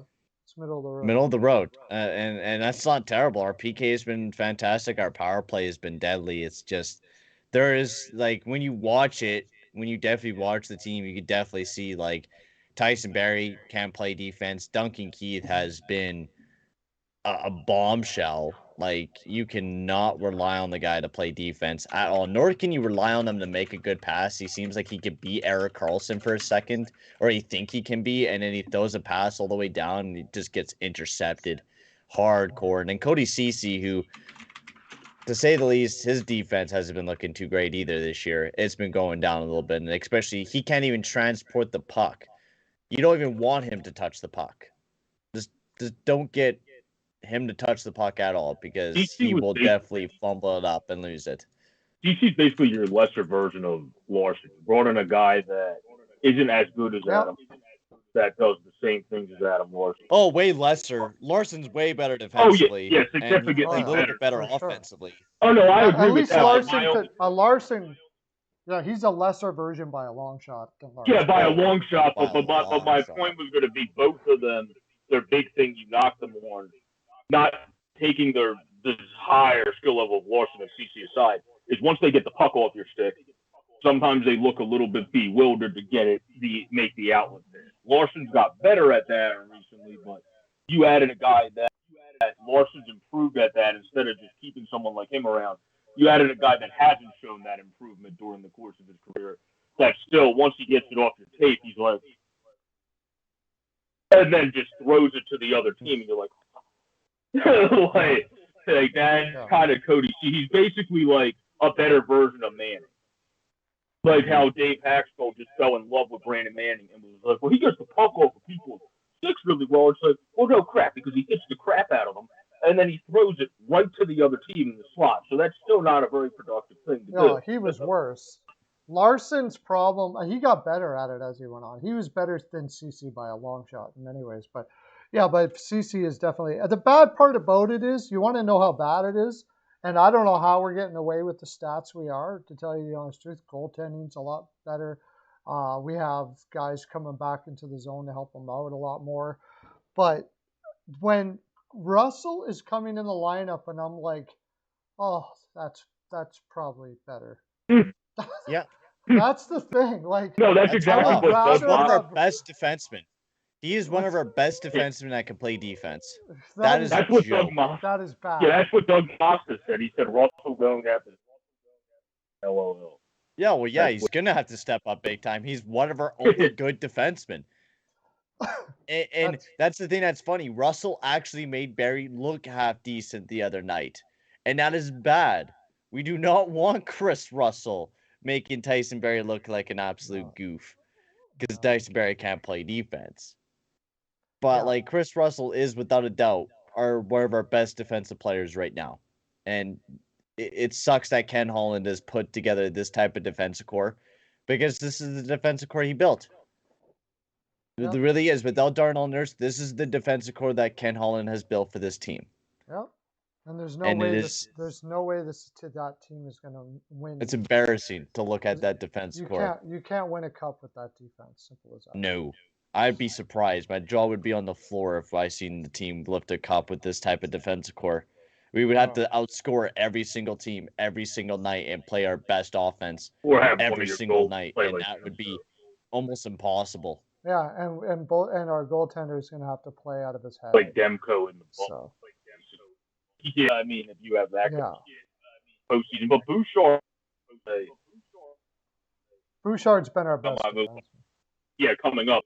Bouchard's been better in only 22. Give him some time. He's not going to be. I don't know if he's going to be a steady top line defenseman like he's playing now with Duncan a little bit. But as a second line defenseman from the right side, I could see that being his development. And then Broberg, I think, has a higher ceiling if we're talking about ceiling out of both of them. So you have two solid young guys. The problem is you didn't give them anything around. You can't be saying, oh, do you have two young guys, basically like the Flyers did when Broby came up. This is all you. You got this. We don't have to worry about anything else now. Or the Sharks and Mario Ferrara, basically, when Carlson was playing bad. Oh, well, our defense is set now. We don't have to worry about anything. We got Kuzanov and we got Mario Ferrara. Everything is fine and dandy. And it's like, well, no, that's not really how it works. you still need to add more people to this. Well, and Edmonton is a competitive team that's not doing it. At least with San Jose, they're still in the rebuild, retool. It made more sense. Mm-hmm. With Edmonton, it's a zero logistic to not add more guys around you, develop as youngsters, and around guys that are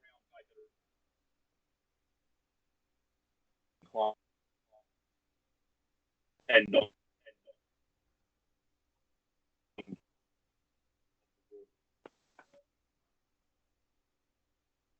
Mm-hmm. It's clicking in and out.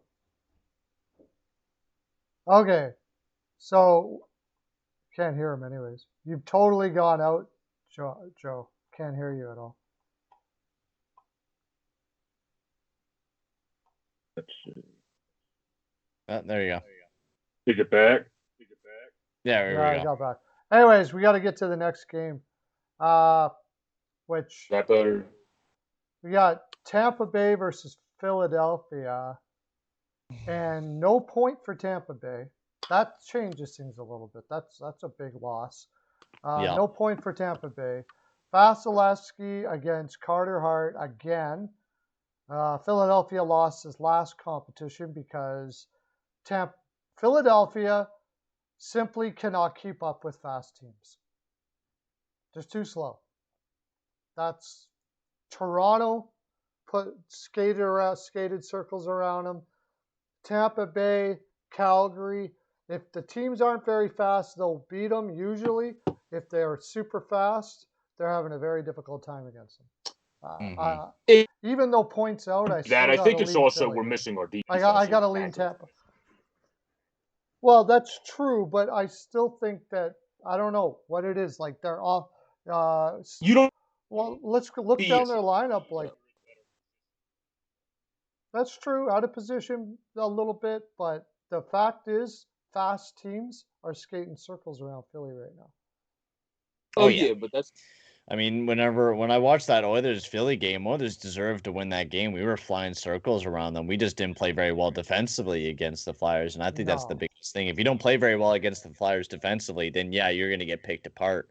Like I remember the only good line that went up against our team was that third line. I think it was Lindblom, Lawton, and Van Riemsdyk at the time that absolutely ripped apart our team because our depth absolutely sucks when it comes down to our third line. But the Tampa Bay, I think I'm leaning towards Tampa Bay in this game as well, even without point. Cirelli has been fantastic. Stamkos has been fantastic. Kilroy has been playing really good, even without point, and Kucherov in there as well. I think you got to lean towards Tampa Bay in this game. Like even Victor Hedman this year has been taking a huge step up once again. He had a bit of a down year last year, and Victor Hedman's right back up on the horse once again, looking fantastic to begin the season off. And Vasilevsky not looking too bad this year as well. I think you got to lean towards the Tampa Bay Lightning. I think this game is going to be, I think it's going to be 3-1 Tampa. That's the way I'm going to go with this game. 3-1 Tampa. Okay, looking for a low-scoring game. For me, obviously this game being in Tampa, that changes things a little bit on where I think the Flyers, they're not going to have the home crowd behind them. But I feel like our team's defense, we've been having guys run up and down a little bit, but I'll be right back. I have a little, like I was saying, I have a bit of a different take than you, Steve, on that. I think it's more positioning and the fact that you're missing center as far as I'm concerned.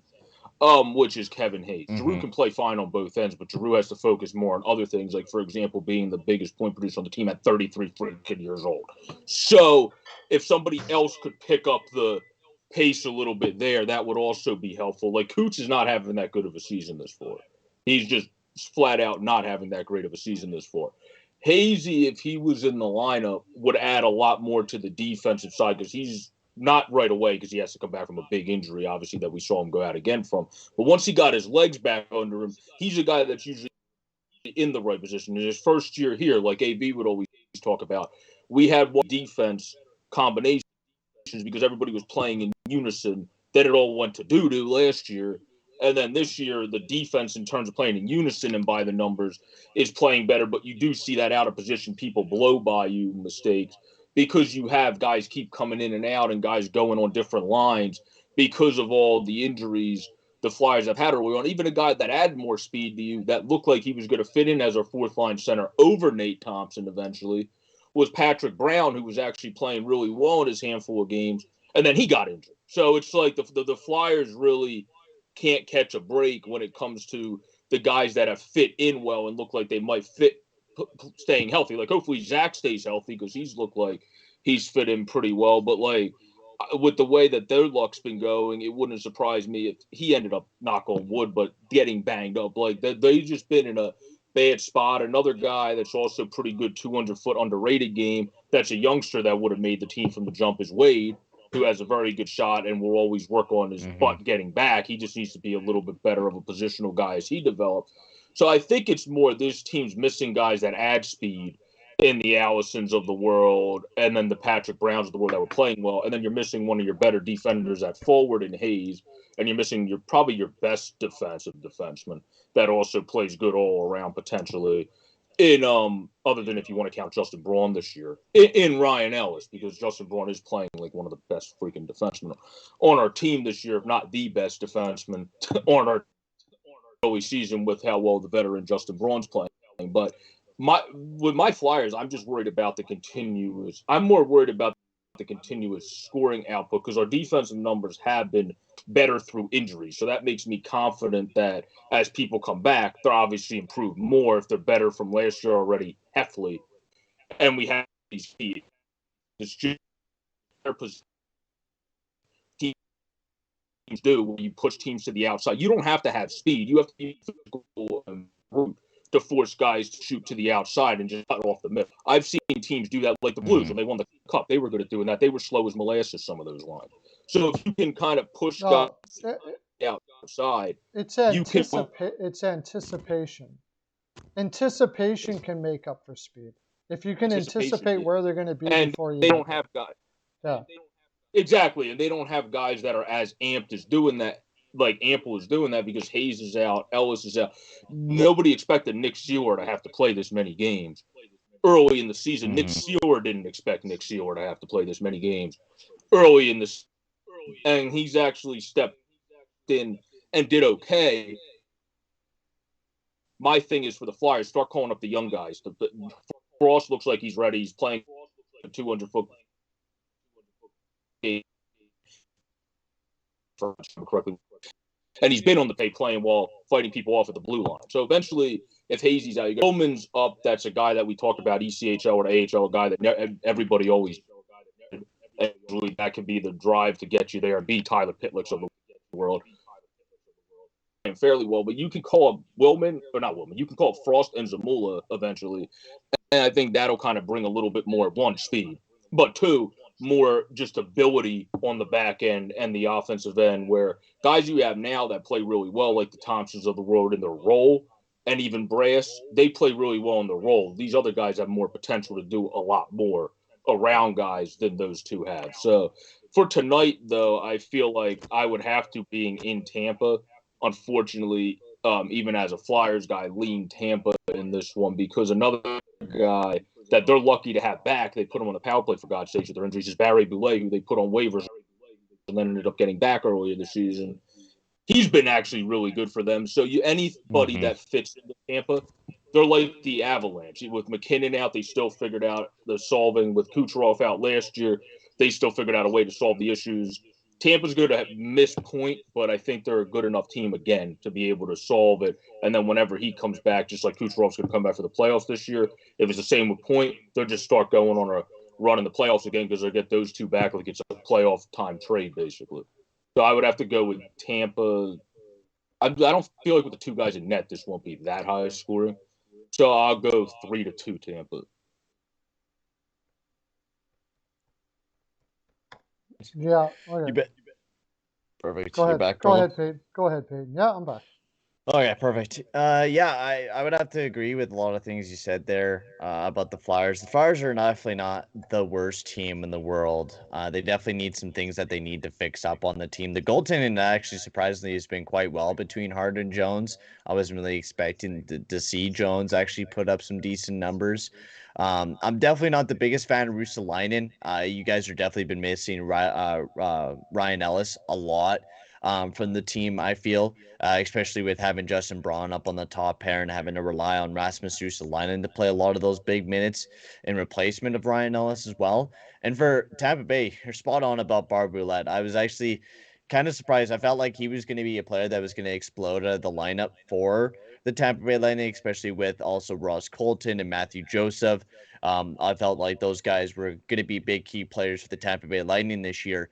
And it really does seem like Matthew Joseph and Barber-Ouellet have been really coming out and playing really good. I thought Barber-Ouellet was going to play really good with the Kraken, and he got sent back down and picked back up by Tampa Bay, and he's starting to actually finally put up some offense, which I like to see. And same with Matthew Joseph.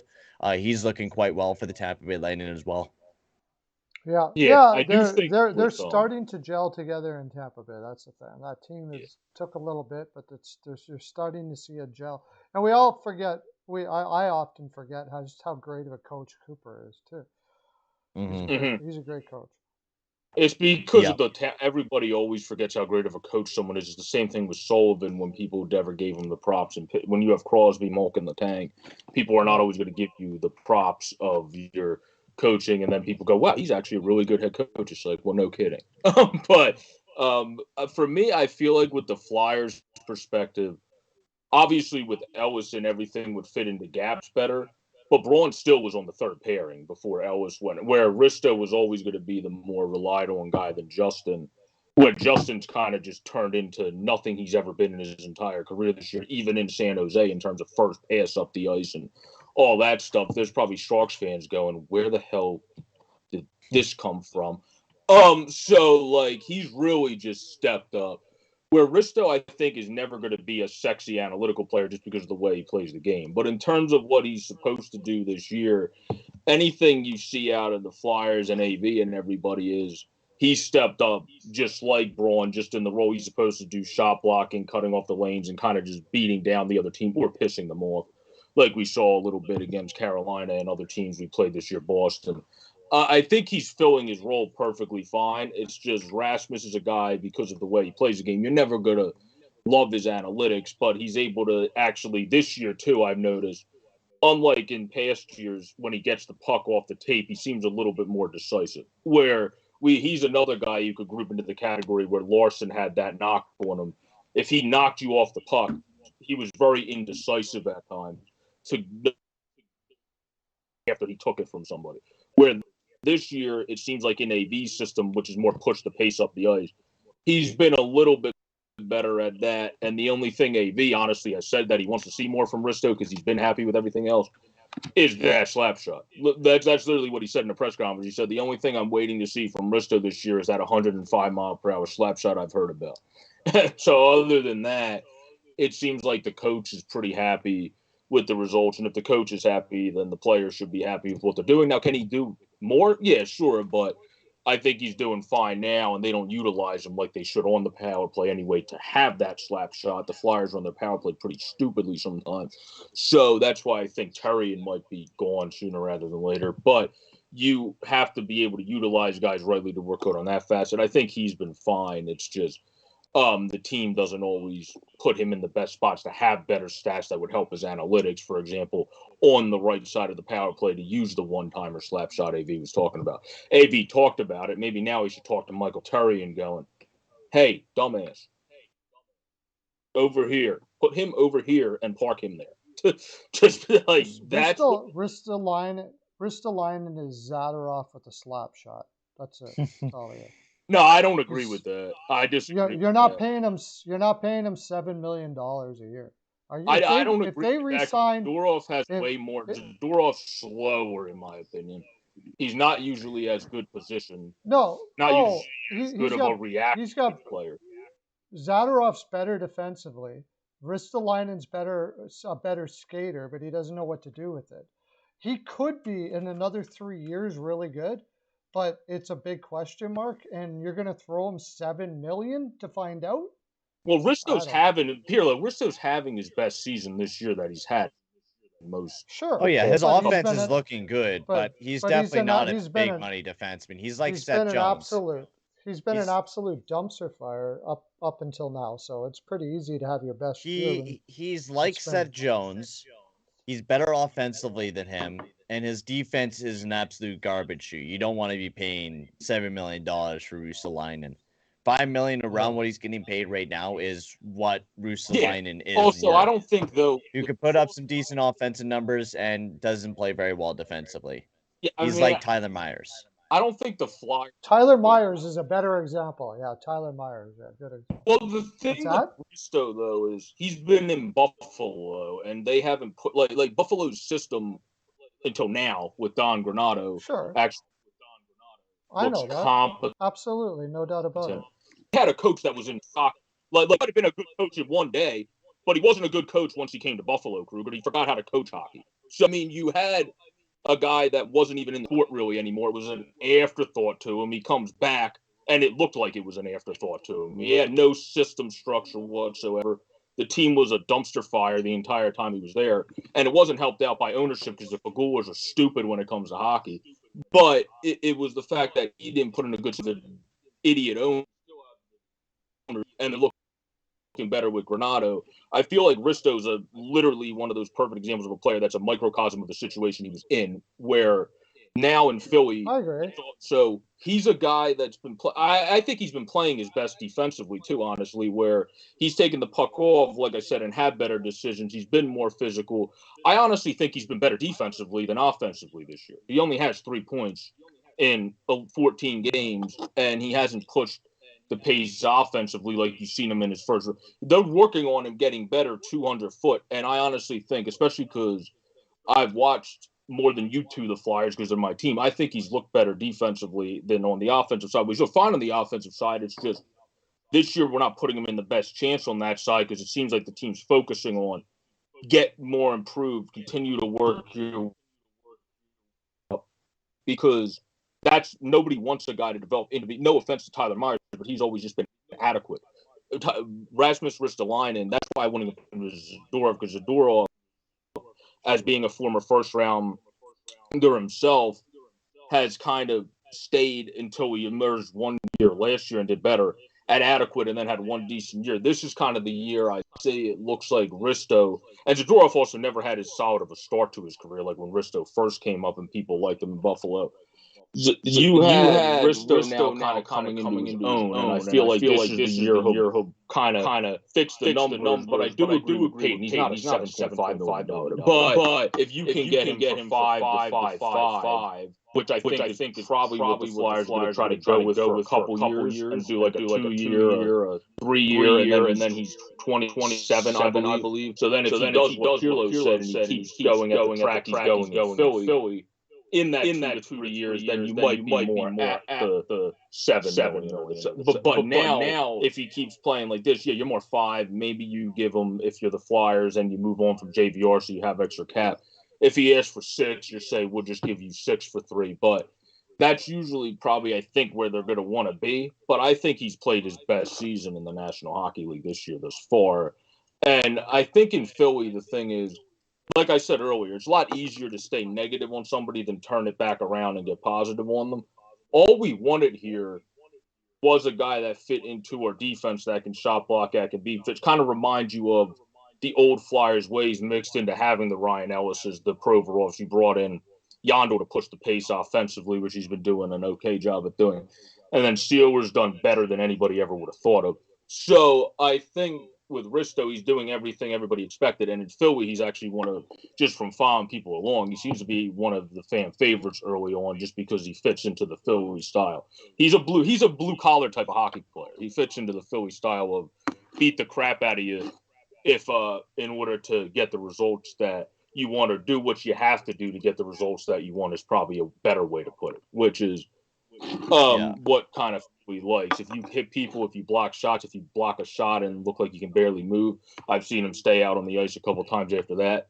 He's one of those high dedication guys. Maybe he needs to hone in his game a little bit more, but this is a year that I think he has the opportunity to do that because he's on a defense that number-wise and systematically-wise, even through injuries, is playing well, where in Buffalo, look at Jake McCabe. We talked about Jake McCabe earlier. Look how good he's doing now away from Buffalo.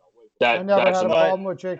I never had a problem with Jake McCabe was awesome in Buffalo. Yeah, he was amazing in Buffalo. Jake McCabe was awesome in Buffalo. Never had a problem with Jake McCabe in Buffalo. He was not the that good stigma during his about prime. analytics Yes, is he that was. He was awesome in Buffalo. Jake McCabe was amazing. He put up Most of the time, amazing analytics in Buffalo. Last Ristolainen, year- I really haven't I would liked take the way that Jake he's looked. McCabe over Ristolainen Oh. all day long. All day long. All day long. All And day also, long. okay, fine. Well, here's another example: Brandon Montour. Yeah, but Brandon Montour was even bad before he came to Buffalo. He had that one good year in Anaheim. My point is, he's not doing bad this year. He's okay. Yeah, he's doing okay. He's actually decent offensively.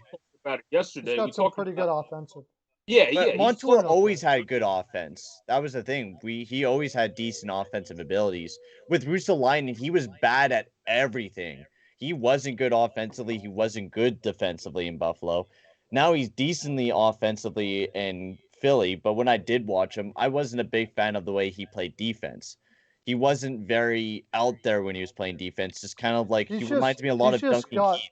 He just looks around lost. Long way to go. A long way to go in a very short time. And they're trying. And when they made it, I'm like, hey, man, that's going to be one hell of a project. Mm-hmm. And if you can do it, he's got all the tools. He's got all the tools to be a guy that you would love to have. But the toolbox is like in Iran somewhere right now. It's a long ways away for that guy to be. Yeah, but to me, even a $5 million defenseman, I think you're taking a big risk. Where Philadelphia needs to be, to me, I don't like it. I could be proven wrong. But like if I was Ottawa and I'm building a team for the next 5 years, Ristolainen, sure, we'll give that a shot. But if you're trying to win right now or the next 3 years and you're rolling the dice with Risto, to me, it's too much of a risk for the amount of money you're throwing out in cap space. That's just the way I feel about it. Well, I think he's one of those guys you take a risk on because he's going to be, if you keep developing him at the pace he's going, 5 is going to be less than someone you're paying for that's already at that pace. So you're trying to do one of those strategic GM moves where you bring somebody in. It's the same thing we talked about with Strome. If somebody can get him to hit his potential, you're bringing in a guy you're probably only going to pay next year 3 at most again for the next contract with how he's playing. And then if he produces like a $5.5 million guy, then you're making out like bandits basically, where the same would go with Risto. If you pay him 5, he keeps 6, 5, 6, 7, you're making out. Where the Flyers tried to do that, but he's also coming off of health issues, so you have to give him a little health issues. That contract hasn't looked like it's been to the same degree of success. But Risto, I think, like CL said, being team Risto, he's developed at the pace you thought he would in Philly. I didn't think this guy was going to come in and have 7 to 10, 15 points at this point.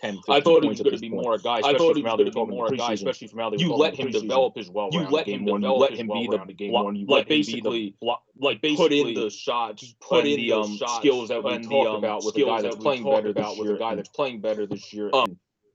Calgary, Branson just play physical block shots for the defensive end and be like that, but also you have that Eric DeBranson does not, to be able to push the puck and be able to get through people and use your body that way as well. And I think he's slowly and surely coming into that in a scheme here in Philly compared to what Kruger runs. It's not something that when you're in, all of a sudden go like this and come out of the situation when you're a guy that's like Risto. If you're like Jack Eichel. I never thought that. If you're a guy like Jack Eichel, then it doesn't matter where the hell you go. You could be playing with me, you, and Payton on a power play. I'm saying just right at the moment, he has a long way to go on the trajectory he's on. A long way to go. A long way. So give him maybe 2-3 years, he'll be where you are. I don't think this is a year thing. I'm even more than you. I don't think this is 1 year. I think this is a 2-3 year project that he'll get to where he is. Because he's got to retrain everything. Everything that he was doing in Buffalo was wrong.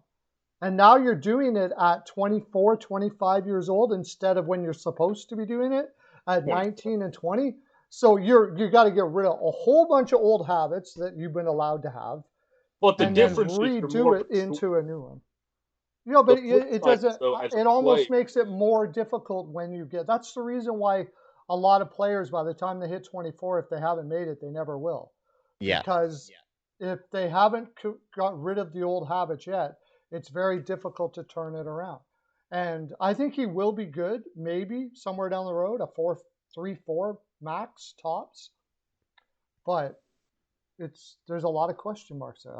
I really think. Yeah, I think Risto, when he develops, is your second line right-handed defenseman. If he keeps going, the echo just keeps on coming back in this thing. That's why they put Braun up on the first line. I feel like he's just a second line right-hand shot, and then Ellis is obviously supposed to be the guy that's on the first line, and then Justin's supposed to be the guy that's on the third line. But the Flyers know Braun had chemistry with Provorov from last year, so that's why they went with that rather than moving Risto up. Plus, they want to slowly, like we were talking about, they want to get Risto's game back to being zoned into what he can do and not all over the place like you guys were saying it was in Buffalo. But because of how all over the place it was, I feel like it is a very successful start for Risto. And he's also been, if I had to rank our defensemen, Risto would probably be third, because you would have to give it, I think you would have to give the top to, honestly, Braun this year, then go Provy, and then go Rasmus, just by how guys are playing. It's not that Provy's not playing well, it's just Provy's not playing like we've seen him play sometimes before, and then Braun's just surprised people and stepped up in tenfold. That he would definitely still be right now in the top three of our defense. Now, if Ellis was in, yeah, you could probably say he was fourth or tied for third, but you still would have a very good fourth guy with how he was performing. Now the Flyers, I think they just need to make a decision on call up or keep Nick Seeler playing. And I feel like even though Sealer's done his role well, you might as well call up one of the guys in the minors at this point, preferably Zamula, to be able to play defense so you can add a little bit more and still do the same thing, since he's a big boy that body checks people and blocks shots, but add more on the other side than Nick Seeler can. Mm-hmm. I got Tampa Bay tonight, so. and I think that's a huge project they took on, and if they turn him around fast and prove me wrong, it'd be beautiful. But I just don't see it happen. I don't really understand. Well, the thing is, the window there. I know one thing, the attitude was good. Like that was one of the things they wanted to change, the attitudes in the room there, and he certainly came with an attitude like that. Yeah, it shouldn't be echoing now. So that's a good point. Like the attitude thing, that's kind of why they brought him in too. Cam, everybody knew, was also still productive if you put him in the right spot, and et cetera, et cetera. But Risto's the guy you brought in to try to get going, but everybody did always say the one problem you're not going to have is his attitude, where, like you were saying, sometimes if guys get beat down too much trying to develop, their attitude becomes an issue. Where for Ristolainen, that hasn't been the case, where you still have the dedication side to it to fix his craft. And that goes a long way, where that's why the one side that I don't agree with you on, Pearlo, is saying that you still think it's going to be as long of a process as you think it's going to be, because I would point to this year saying it looks like it's moving quicker than people thought it would be. I don't think so. I texted you guys, that's what I don't see. I don't see the same thing you do. I've paid attention to him because he's the guy I want to see the most on that team. So when I'm watching Philly, I'm watching him a lot. Mm-hmm. And I see him. Is he better than he was in Buffalo? For sure. Is he that improved that much? No, I don't see it. Well, I'm not saying he's improved to be one of the top defense. I'm just saying in terms of year to year, this has been an exponential improvement from his last year in Buffalo. I don't know if I go that far. And the thing is, I feel like from focusing in, like I tend to focus in on guys like that we get new too, where he's doing his role that they want him to do. AV's exactly what Risto's doing now, shot blocking, physicality. He said the shot and being more on the offensive end is what they want to have come in his press conferences already. They want him to develop the other stuff more. That's why they brought in a guy like Jan. Yeah. So Risto doesn't have to worry about. And for that matter. Of course. Doesn't have to worry about offense much on the other side. But then Ryan Ellis got injured, so that kind of screwed the pooch on the power play and putting guys in different roles that you actually wanted them in rather than having to worry about offense as much. But that's the other side of it. The Ellis injury is going to affect the degree of how quick Risto corrects himself, too, because the Flyers are putting him in spots they did not believe they were going to put him in this early in the season because Ryan Ellis can't stay on the ice. Not his fault, but, I mean, it's just the way that the injury bug is treating him this year. He can't stay on the ice, unfortunately. And that's affected how I think we look at Risto, too, because he's getting more minutes. He's getting put in spots that the couple games Ellis was in were games that we saw Sealer really doing well, shot blocking-wise, and AV moved him up a little bit. You saw Risto settle into his role perfectly. I think it's just now people are getting out of their roles because the Flyers are also getting banged up more and more by the day, that if that stops happening, things will kind of straighten itself out. Mm-hmm. All right. That's our full 42. All we have. I think I got rid of the echo right at the end after everybody left because of the echo. You do realize you were a Skype screen the whole end of the video, right? Yeah, because when I was trying to do it on without NDI source, just for in my capture, it was echoing like crazy. So I switched, and then when I tried to switch, I switched over to the NDI source. Of course, I got OBS going, so it won't connect to my camera. So I went this way. Unfortunately, that was a really good stream, but with the echoing and everything, we ended up losing everybody today, but that's okay. We'll be back tomorrow, and same time, same place. I will be anyways, for sure. You never know who might be on. We'll get all this technical stuff taken care of. Thanks for coming in, Peyton. What are you? No problem. What are you streaming? Are you streaming tonight? I am streaming tonight. I'm at live at 6:30 p.m. Mountain Time for the Oilers versus the Stars. So it should be a fun game to watch. I will be live then. I might be able to catch the third with you tonight. We'll see how that goes. Oh yeah, whenever you want to jump on, jump on. I'm available. And Joe, what do you got going on, bud? Tonight I'll be watching, obviously, the Flyers play. I'm probably going to release some videos on my Sports Fanatic news page on baseball happenings and some stuff going on in hockey as well in the near future. Like I was going to do a video on Majapani, for example, with how good he's doing. And that's something that'll either come out tonight or tomorrow, depending, like you, when I feel like 8 o'clock, depending when I feel like 8 o'clock is.